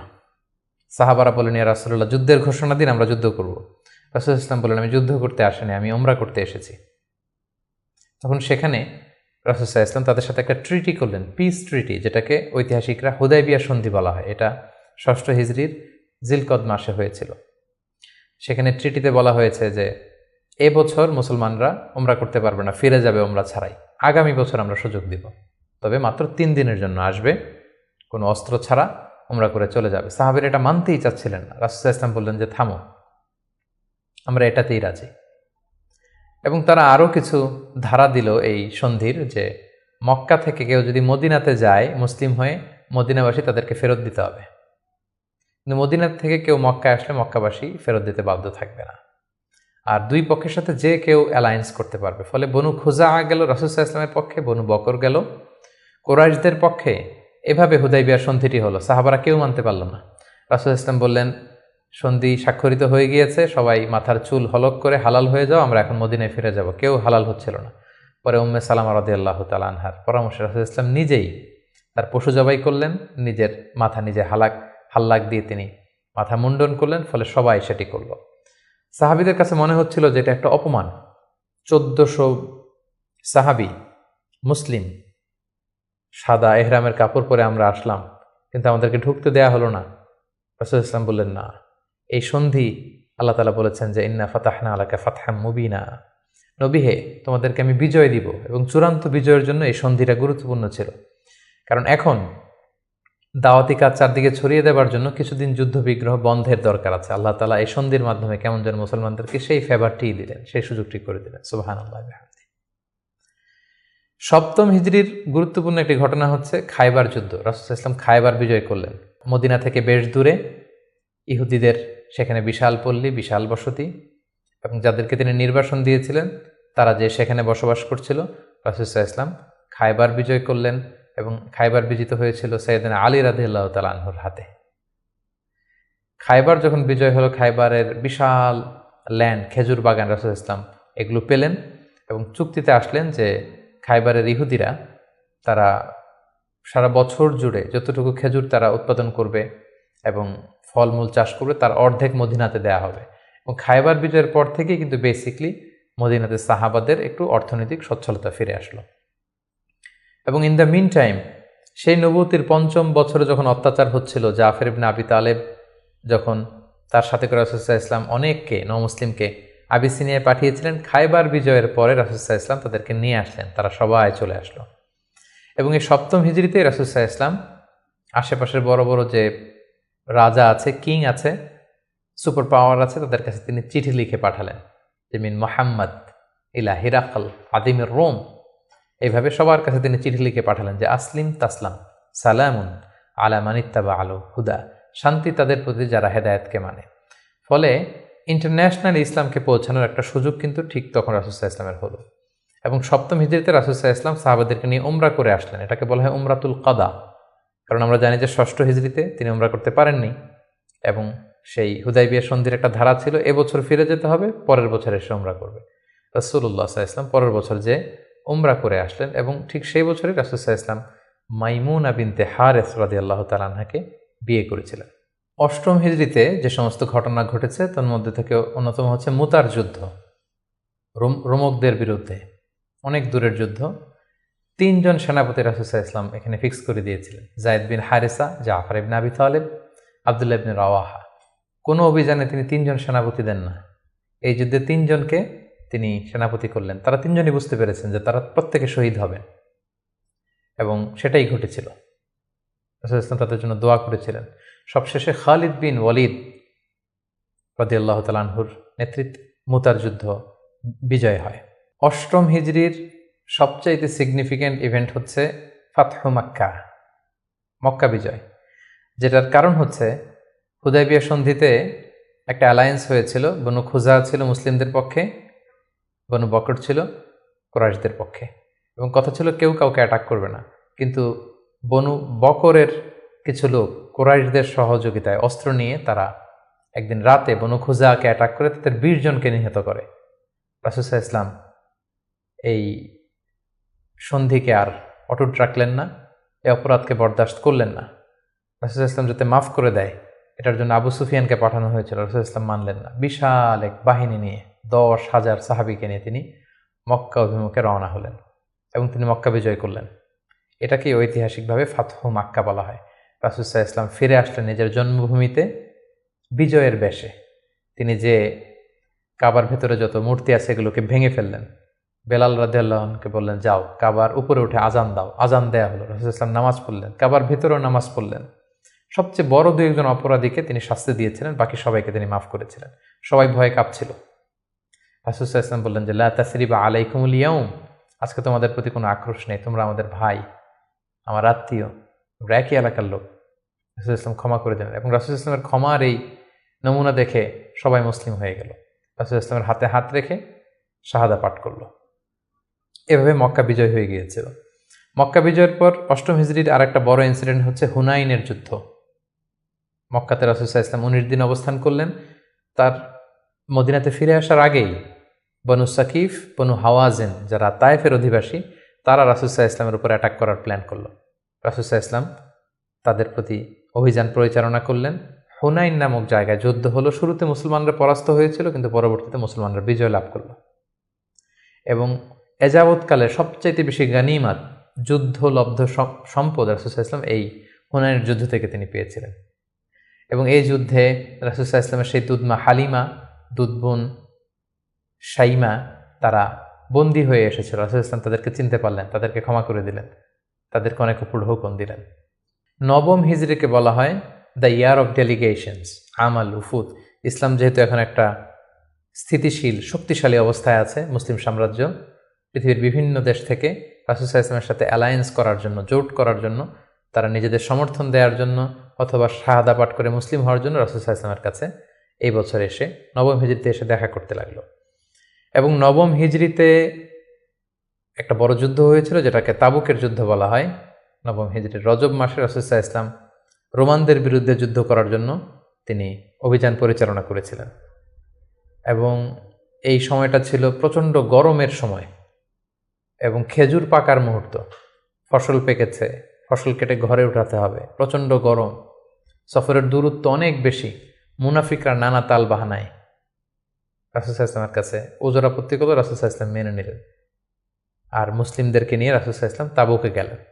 তাবুকে যে রাসূল সাল্লাল্লাহু আলাইহি ওয়াসাল্লাম সেখানে 20 দিন অবস্থান করলেন। আসলে সেখানে কোনো যুদ্ধ হয়নি, মুমিনদের ইমানি পরীক্ষার জন্য আল্লাহ তাআলা সর্বশেষ পরীক্ষাটা করলেন। মুসলিমদের এই বিশাল বাহিনী দেখে রোমান সাম্রাজ্যের সৈনিকেরা তারা যুদ্ধ করতে অস্বীকৃতি জানালো। যুদ্ধ ছাড়াই বিজয়ের বেশে রাসূল সাল্লাল্লাহু আলাইহি ওয়াসাল্লাম তাবুক থেকে ফিরে আসলেন। ফিরে আসার পথে রাসূল সাল্লাল্লাহু আলাইহি ওয়াসাল্লামকে জানানো হলো যে মুনাফিকরা একটা বিশেষ মসজিদ বানিয়েছে, সেখানে আপনাকে নিতে চায়। আপনি যে একবার নামাজ পড়াবেন, তারপরে সেখানে তারা ষড়যন্ত্র করবে। তাই তাদের ষড়যন্ত্রের মূলোৎপাটনের জন্য আপনি মদিনাতে ফেরার আগেই এই মসজিদকে জ্বালিয়ে দিবেন। আল্লাহ তাআলার অর্ডার। এই মসজিদের নাম হচ্ছে মসজিদে দিরার। মুমিনদের মধ্যে ডিভাইডেশন, ক্ষতি এবং সমাজের মধ্যে ক্যাওস সৃষ্টি করার জন্য, মুসলিমদের মধ্যে ঐক্যের মধ্যে ভাঙন তৈরি করবার জন্য তারা এই মসজিদ তৈরি করেছে। রাসূল সাল্লাল্লাহু আলাইহি ওয়াসাল্লাম পাঠালেন সাহাবীদেরকে, এই মসজিদকে জ্বালিয়ে দেয়া হলো। এবং এই নবম হিজরিতেই তায়েফের বনু সাকিব গোত্র এসে ইসলাম ধর্ম গ্রহণ করল, এবং রাসূলুল্লাহ সাল্লাল্লাহু আলাইহি ওয়াসাল্লাম নবম হিজরিতে আবু বকর রাদিয়াল্লাহু তাআলা আনহুকে হজের আমির বানিয়ে হজে পাঠালেন। বললেন যে আবু বকর যাও, তুমি যে এবার হজের লিডিং তুমি দিবে আর বলে আসবে যে আগামী বছর 10ম হিজরিতে আমি নবী হজে যাব, এবং বলে দিয়ে আসবে যে আগামী বছর থেকে কোনো মুশরিক আর হজ করতে পারবে না। রাসূল সাল্লাল্লাহু আলাইহি ওয়াসাল্লামের নির্দেশনা পেয়ে 9ম হিজরিতে আবু বকর রাদিয়াল্লাহু তাআলা আনহু তিনি হজ পরিচালনার জন্য গেলেন, এবং যাওয়ার পথে পথিমধ্যে সকল আরব গোত্রগুলোকে তিনি জানিয়ে দিলেন যে আগামী বছর কিন্তু নবী হজে আসবে, ফলে কোনো মুশরিক আর আগামী বছর থেকে হজের সুযোগ পাবে না। এবং এই 9ম হিজরিতে রাসূল সাল্লাল্লাহু আলাইহি ওয়াসাল্লাম জাজিরাতুল আরবের বিভিন্ন এলাকায় ইসলামের দাওয়াত পৌঁছানোর জন্য বিভিন্ন সাহাবাদেরকে দায়িত্ব দিয়ে দাঈ ইলাল্লাহ হিসেবে পাঠিয়েছেন। এবং ঠিক তখনই আল্লাহ তাআলা আয়াত নাজিল করলেন, ওয়ারাআইতান নাসা ইয়াদখুলুনা ফি দীনিল্লাহি আফওয়াজা, অর্থাৎ হে নবী আপনি দেখবেন দলে দলে জাজিরাতুল আরবে লোকজন ইসলামের ছায়াতলে চলে আসছে। এবং সেটাই হলো, দলে দলে লোকজন ইসলাম ধর্ম গ্রহণ করতে লাগলো। 10ম হিজরিতে রাসূল সাল্লাল্লাহু আলাইহি ওয়াসাল্লাম মুআয ইবনে জাবালকে আলী রাদিয়াল্লাহু তাআলা আনহুকে ইয়ামানে পাঠালেন, খালিদ বিন ওয়ালিদকে নাজরানে পাঠালেন, এবং 10ম হিজরিতে রাসূল সাল্লাল্লাহু আলাইহি ওয়াসাল্লাম হজে বের হলেন। প্রায় লক্ষাধিক সাহাবাকে নিয়ে তিনি হজের জন্য গেলেন। সহিহ মুসলিমের বর্ণনা, জাবের রাদিয়াল্লাহু তাআলা আনহু বলেন, মদিনা থেকে জুলহুলাইফা থেকে হেরাম বেদে রাসূল সাল্লাল্লাহু আলাইহি ওয়াসাল্লাম যখন বেরোলেন, আমি তাকিয়ে দেখি ডানে হাজার হাজার সাহাবী, বায়ে হাজার হাজার সাহাবী, সামনে পেছনে হাজার হাজার মানুষ। যেখান দিয়ে যাচ্ছে লোকজন রাসূল সাল্লাল্লাহু আলাইহি ওয়াসাল্লামের কাফেলার সাথে হজের জন্য যুক্ত হচ্ছে। রাসূল সাল্লাল্লাহু আলাইহি ওয়াসাল্লামের এই হজটাকে বিদায় হজ বলা হয়, এবং এই বিদায় হজে তিনি একটা ঐতিহাসিক ভাষণ দিয়েছিলেন, যেটাকে বিদায় হজের ভাষণ বলা হয়। দিনটা ছিল জুমাবার। রাসূল সাল্লাল্লাহু আলাইহি ওয়াসাল্লাম তিনি আরাফার ময়দানে জিলহজ মাসের 9 তারিখে ঐতিহাসিক ভাষণ দিয়েছিলেন, এই বিদায় হজের ভাষণ, যেখানে তিনি জাহিলিয়াতকে কবর দিয়েছিলেন। জাহিলিয়াতের সবকিছু তিনি সেদিন ড্যামলিশ করেছিলেন। সুদকে তিনি পায়ের নিচে স্থান দিয়েছিলেন, এবং সেখানে তিনি মানবতার কথা বলেছেন, উইমেন রাইটসের কথা বলেছেন, নারী অধিকারের কথা, শ্রমিকদেরকে নিয়ে তিনি সেদিন কথা বলেছেন, সেখানে ভ্রাতৃত্বের কথা তিনি বলেছেন, সেখানে শিরকের বিরুদ্ধে তিনি আওয়াজ তুলেছেন। সেই ঐতিহাসিক বিদায় হজের ভাষণে তিনি মানুষদেরকে কল্যাণের পথে আহ্বান করেছেন, এবং তিনি বলেছেন আমিরের আনুগত্যের কথা। এভাবে তিনি সেই ঐতিহাসিক ভাষণটি দিয়েছিলেন, এবং সবশেষে তিনি বলেছিলেন যে তোমাদের মাঝে আমি 2টি জিনিস রেখে গেলাম। ইঙ্গিত দিচ্ছিলেন যে আমার সময় শেষ হয়ে এসেছে, তোমাদের মাঝে 2টি জিনিস, I have left behind 2 things to you, 2টা জিনিস রেখে গেলাম। এই 2টাকে তোমরা যদি আঁকড়ে ধরো তোমরা কখনো পথভ্রষ্ট হবে না। একটা হচ্ছে কিতাব আল্লাহ, আল্লাহর কিতাব, আর আরেকটা হচ্ছে সুন্নাতা রাসূলিহি, রাসূলের সুন্নাত। এই 2টাকে যারা আঁকড়ে ধরবে তারা কখনো পথভ্রষ্ট হবে না। এবং সেদিন ইসলামকে পরিপূর্ণ করে দেয়া হলো। আয়াত নাজিল হলো, আল ইয়াউমা আকমালতু লাকুম দীনাকুম ওয়া আতমামতু আলাইকুম নি'মাতি ওয়া রাদিতু লাকুমুল ইসলাম দীনা। হে নবী, আজকে তোমাদের জন্য দিনকে আমি পরিপূর্ণ করলাম, তোমার প্রতি আমার নেয়ামতের বাড়িধারাকে পরিপূর্ণ করলাম, এবং ইসলামকে তোমাদের জন্য দিন হিসেবে দিয়ে আমি আল্লাহ সন্তুষ্ট হলাম। এটাই ছিল রাসূল সাল্লাল্লাহু আলাইহি ওয়াসাল্লামের সেই ঐতিহাসিক বিদায় হজের ভাষণ, এবং সেটি ঘটেছিল 10ম হিজরিতে। হজ শেষ করে রাসূল সাল্লাল্লাহু আলাইহি ওয়াসাল্লাম মদিনাতে এসে তিনি রোমানদের বিরুদ্ধে যুদ্ধের জন্য রাসূল সাল্লাল্লাহু আলাইহি ওয়াসাল্লামের একজন প্রিয় সাহাবী ওসামা বিন যায়েদ রাদিয়াল্লাহু তাআলা আনহুকে নেতা করে পাঠিয়েছিলেন। কিন্তু তিনি যেতে পারেননি। মদিনা থেকে বের হওয়ার কিছুদিন পরই তিনি শুনতে পেলেন যে রাসূল সাল্লাল্লাহু আলাইহি ওয়াসাল্লাম অসুস্থ। 11 হিজরির কথা। রাসূল সাল্লাল্লাহু আলাইহি ওয়াসাল্লাম অত্যন্ত অসুস্থ হয়ে পড়লেন, এবং সেই অসুস্থতা থেকে তিনি আর সুস্থ হয়ে উঠলেন না, এবং সেই অসুস্থতার কারণে রাসূল সাল্লাল্লাহু আলাইহি ওয়াসাল্লাম ইন্তেকাল করলেন। হিজরি 11 সনে রবিউল আউয়াল মাসের 12 তারিখ সোমবার রাসূলুল্লাহ সাল্লাল্লাহু আলাইহি ওয়াসাল্লাম এই পৃথিবী থেকে বিদায় নিলেন, এবং তিনি আম্মাজান আয়েশা রাদিয়াল্লাহু তাআলা আনহার কোলের মধ্যে মাথা রেখে আম্মাজান আয়েশা রাদিয়াল্লাহু তাআলা আনহার ঘরের ভেতরে তিনি ইন্তেকাল করেছিলেন। ইন্তেকালের আগে তিনি বারবার বেহুশ হয়ে যাচ্ছিলেন, এবং পানি আনতে বলছিলেন। পানির মধ্যে হাত ঢুকিয়ে তিনি চেহারার মধ্যে পানি লাগাচ্ছিলেন, আর বলছিলেন ইন্না লিল মাউতি লা সাকারাত, হায়রে মৃত্যুর এতই যন্ত্রণা, মৃত্যুর এত কষ্ট। রাসূল সাল্লাল্লাহু আলাইহি ওয়াসাল্লাম আম্মাজান আয়েশা রাদিয়াল্লাহু তাআলা আনহার হাতে মেসওয়াক দেখে, তার শ্যালক যখন মেসওয়াক করছিল তিনি সেখানে ফেল করে তাকিয়েছিলেন। আম্মাজান আয়েশা বুঝতে পেরেছিলেন যে তিনি মেসওয়াক করবেন। তিনি নিজ হাতে মেসওয়াকটি নিয়ে চিবিয়ে নরম করে রাসূল সাল্লাল্লাহু আলাইহি ওয়াসাল্লামের মুখে দিয়েছিলেন। তিনি ইন্তেকালের আগে মেসওয়াক করেছিলেন, এবং তিনি ইন্তেকালের আগে বলেছিলেন আসসালাত আসসালাত, উম্মতেরা নামাজ নামাজ, নামাজকে তোমরা ভুলে যেও না। ওমা মালাকাত আইমানুকুম, এবং তোমাদের কর্মচারীদের প্রতি, শ্রমিকদের প্রতি তোমরা অবিচার করো না। এই কথাগুলো বলে তিনি সর্বশেষ যে বাক্যটি উচ্চারণ করেছিলেন সেটি হচ্ছে মা আল্লাযীনা আনআমা আল্লাহু আলাইহিম মিনান নাবিয়্যিন ওয়াস সিদ্দীকিন ওয়াশ শুহাদাই ওয়াস সালিহিন, অর্থাৎ হে আল্লাহ, নবী, সিদ্দিক, শুহাদা, সালেহ তাদের সাথে যেন আমি থাকি। আল্লাহুম্মা ইলা রাফিকিল আ'লা, আমি আমার প্রিয়তম বন্ধু আল্লাহ তাআলার কাছে ফিরে যাই। এই কথা বলেই তিনি নিস্তব্ধ হয়ে গিয়েছেন এবং গোটা উম্মাকে দুঃখের সাগরে ভাসিয়ে খাতামুন নবিয়্যিন সাইয়্যিদুল মুরসালিন রাহমাতাল লিল আলামিন তিনি তার শেষ নিঃশ্বাস ত্যাগ করেন। এবং নবীরা যেখানে মারা যায় সেই জায়গাটি পবিত্র। নবীরা যেখানে ইন্তেকাল করেন সেখানেই তাদেরকে কবরস্থ করা হয়। রাসূল সাল্লাল্লাহু আলাইহি ওয়াসাল্লামকে আম্মাজান আয়েশা রাদিয়াল্লাহু তাআলা আনহার ঘরেই কবরস্থ করা হয়েছে এবং আজও মসজিদে নববীর পাশে সবুজ মিম্বারের নিচে পেয়ারা নবী আল্লাহর হাবিব সাল্লাল্লাহু আলাইহি ওয়াসাল্লাম মাহমুদ রাসূলুল্লাহ সাল্লাল্লাহু আলাইহি সাল্লাম সেখানে শায়িত আছেন। সম্মানিত সুধী, এ পর্যায়ে আমরা খুব সংক্ষিপ্ত পরিসরে রাসূল সাল্লাল্লাহু আলাইহি ওয়াসাল্লামের জীবনী থেকে আমরা কিছু লাইফ লেসন নিয়ে আসব যে আমরা কি শিখতে পারি রাসূল সাল্লাল্লাহু আলাইহি ওয়াসাল্লামের জীবনী থেকে। প্রথম যেই লেসনটা আমরা উল্লেখ করতে চাই সেটা হচ্ছে রাসূল সাল্লাল্লাহু আলাইহি ওয়াসাল্লাম খুব বড় মনের মানসিকতার অধিকারী ছিলেন, বড় হৃদয়ের অধিকারী ছিলেন। তিনি সবার জন্য ছিলেন। He use to think beyond the narrow borders. তিনি বড় হৃদয়ের অধিকারী ছিলেন, কখনো ন্যারো মাইন্ডেড ছিলেন না। উনি সবাইকে অ্যাকোমোডেট করতে চাইতেন। এজন্য আল্লাহ তাআলা বলেছেন যে ওমা আরসালনাকা ইল্লা রাহমাতাল লিল আলামিন, হে নবী, আপনাকে আমি গোটা বিশ্ববাসীর জন্য রহমত করে প্রেরণ করেছি। তিনি শুধু আমাদের জন্য রহমত নন, মুসলিমদের জন্য রহমত নন, শুধু মুসল্লিদের জন্য রহমত নন, তিনি আলামিন, বিশ্ববাসীর জন্য রহমত। He is for all and his teaching is for all. রাসূল সাল্লাল্লাহু আলাইহি ওয়াসাল্লামের শিক্ষা, দিক নির্দেশনা, তার দেয়া হেদায়েত, এগুলো সবার জন্য। এটা আমরা জানতে পারলাম। দ্বিতীয় যে শিক্ষাটা আমরা পাই সেটা হচ্ছে রাসূল সাল্লাল্লাহু আলাইহি ওয়াসাল্লাম সবসময় সংঘবদ্ধ জীবনযাপন করেছেন। আমরা যদি দেখি মক্কাতে সংঘবদ্ধ, মদিনাতে সংঘবদ্ধ, যেখানে তিনি ছিলেন সংঘবদ্ধ ছিলেন।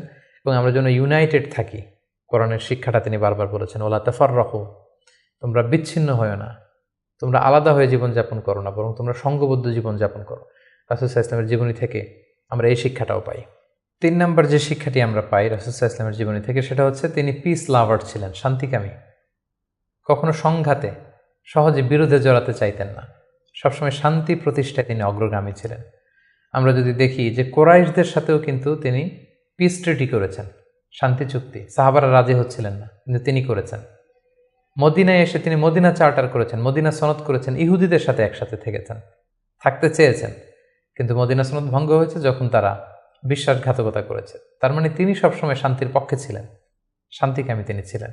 সো আমরা যারা নবীজির উম্মত বলে নিজেদেরকে দাবি করি, আমরা যেন সবসময় শান্তিকামী হই, আমরা যেন শান্তির পক্ষে থাকি, এটা আমাদের জন্য শিক্ষা। 4 নম্বর যে শিক্ষাটি আমরা পাই সেটা হচ্ছে he was the flag bearer of justice.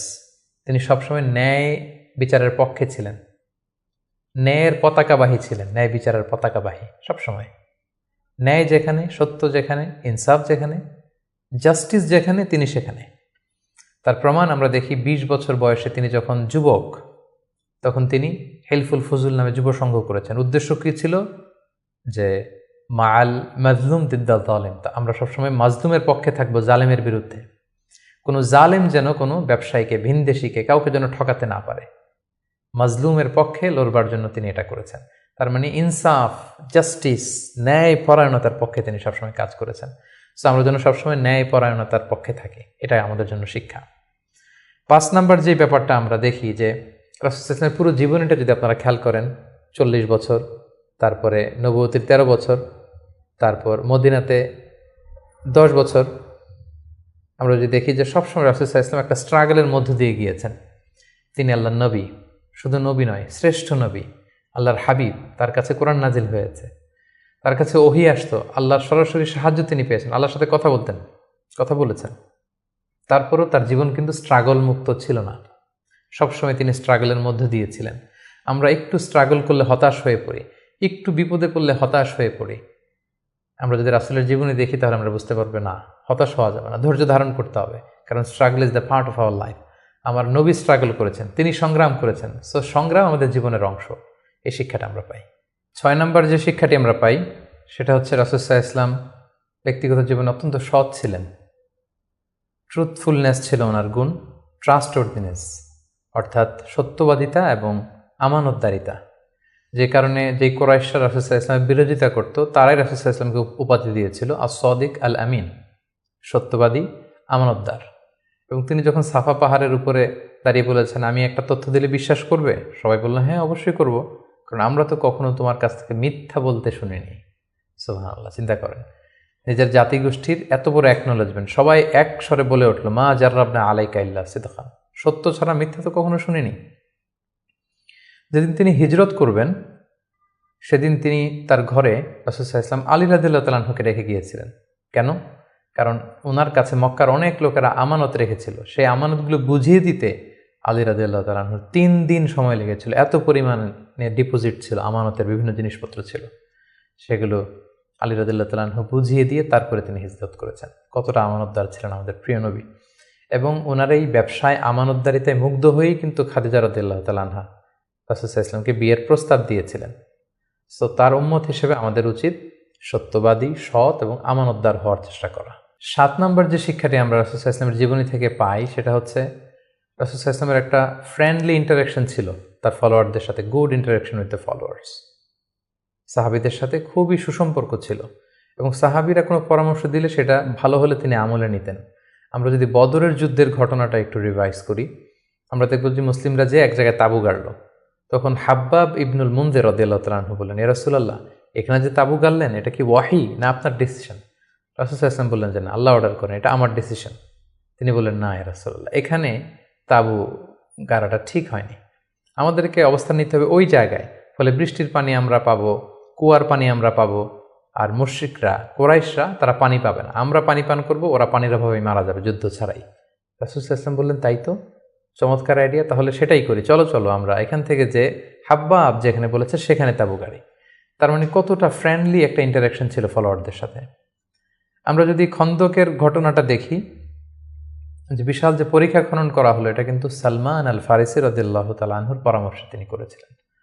আমাদের অনেক লিডারদের মধ্যে একটা বসি ভাব থাকে, যে আমি সব জানি, আমার ফলোয়াররা কিছুই জানে না, আমার টিমের লোকেরা কিছুই জানে না। না, রাসূল সাল্লাল্লাহু আলাইহি ওয়াসাল্লাম এটা করতেন না। কারোর কাছ থেকে কোনো ভালো কনসালটেশন, কোনো পরামর্শ আসলে পলিসি মেকিংয়ে তাদের কথাও তিনি রাখতেন। সুবহানাল্লাহ, এটা একটা গুড লিডারের বৈশিষ্ট্য।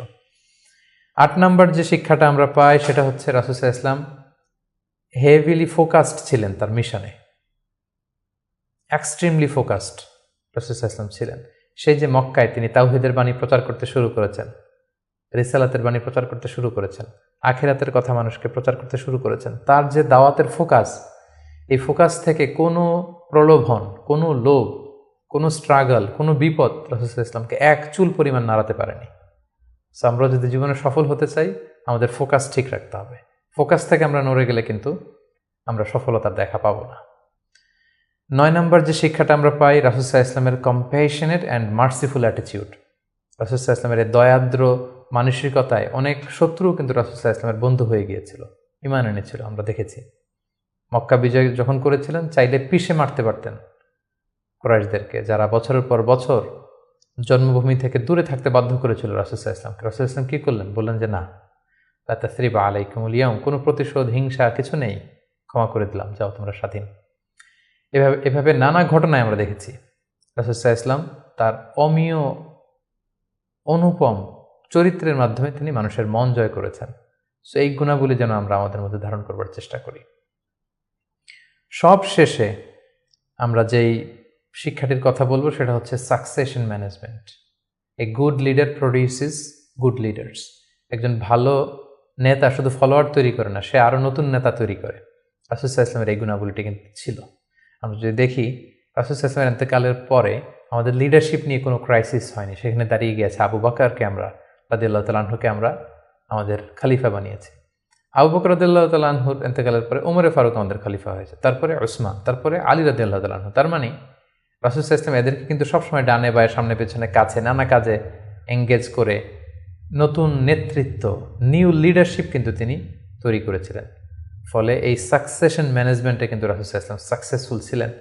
এবং এখান থেকে আমরা যারা লিডারশিপ কোয়ালিটি আমাদের আছে, আমরা যেন নতুন লিডার তৈরি করে যেতে পারি উম্মার জন্য, এই শিক্ষাটি কিন্তু আমরা পাই। সম্মানিত সুধী, রাসূল সাল্লাল্লাহু আলাইহি ওয়াসাল্লামের জীবনের প্রতিটি স্টেপে, প্রতিটি পদক্ষেপে, প্রতিটি ঘটনা থেকে অসংখ্য অসংখ্য শিক্ষা আমাদের জন্য রয়েছে এবং বের করা সম্ভব। কিন্তু আজকের এক পর্বে এই সবগুলো শিক্ষা বা লেসন নিয়ে বা টিচিং নিয়ে আমাদের পক্ষে আলোচনা করা সম্ভব না। আমরা প্রফিট সিরিজের সর্বশেষ পর্বে আমরা এতটুকুই বলতে চাই যে আমরা এক পর্বে খুব সংক্ষিপ্ত পরিসরে এখানে উল্লেখ করলাম, আমরা কেবলমাত্র রাসূল সাল্লাল্লাহু আলাইহি ওয়াসাল্লামের সিরার উপর 50 পর্ব কিংবা 100 পর্বের একটা ধারাবাহিক সিরিজ করার প্রত্যাশা রাখি। আল্লাহ তাআলা আমাদেরকে তৌফিক দান করুক। সম্মানিত সুধী, রাসূল সাল্লাল্লাহু আলাইহি ওয়াসাল্লামের ফলোয়ার বা উম্মাহ হিসেবে আমাদের উচিত রাসূল সাল্লাল্লাহু আলাইহি ওয়াসাল্লামের আদর্শকে আমাদের জীবনে বাস্তবায়ন করা, তার প্রতি ভালোবাসার সর্বোচ্চ নমুনা পেশ করা, তার সম্মান আমাদের সম্মান। তাকে যখন গালি দেওয়া হয়, তার বিরুদ্ধে যখন কটু কথা বলা হয়, আমরা যেন তখন এটার প্রতিবাদ করি, লেখনীর মাধ্যমে, বক্তব্যের মাধ্যমে, একত্রিত হয়ে বিভিন্ন ইভেন্টস করার মাধ্যমে রাসূল সাল্লাল্লাহু আলাইহি ওয়াসাল্লামের রেখে যাওয়া শিক্ষা যেন আমরা আমাদের বাস্তব জীবনে কাজে লাগাই, আমরা যেন অন্যের কাছে পৌঁছাই, আমরা যেন সোশ্যাল মিডিয়াতে ছড়িয়ে দেই এবং রাসূল সাল্লাল্লাহু আলাইহি ওয়াসাল্লামের এই শিক্ষা যেন আমরা আমাদের অমুসলিম ভাই বোনদের কাছে পৌঁছাতে পারি। আমরা যেন রাসূল সাল্লাল্লাহু আলাইহি ওয়াসাল্লামকে আমাদের জীবনের চাইতে বেশি ভালোবাসতে পারি। আমরা যেন বেশি বেশি রাসূল সাল্লাল্লাহু আলাইহি ওয়াসাল্লামের প্রতি দুরূদ পড়ি, তার রেখে যাওয়া শিক্ষা এবং আদর্শ যেন আমরা মেনে চলতে পারি। আল্লাহ তাআলা আমাদের সবাইকে কথাগুলো বোঝার, আমল করার তৌফিক দান করুক। হাযা মা ইনদি ওয়াল ইলমু ইনদাল্লাহ আলাইহি তাওয়াক্কালতু ওয়া ইলাইহি উনীব। আসসালামু আলাইকুম ওয়া রাহমাতুল্লাহি ওয়া বারাকাতুহু।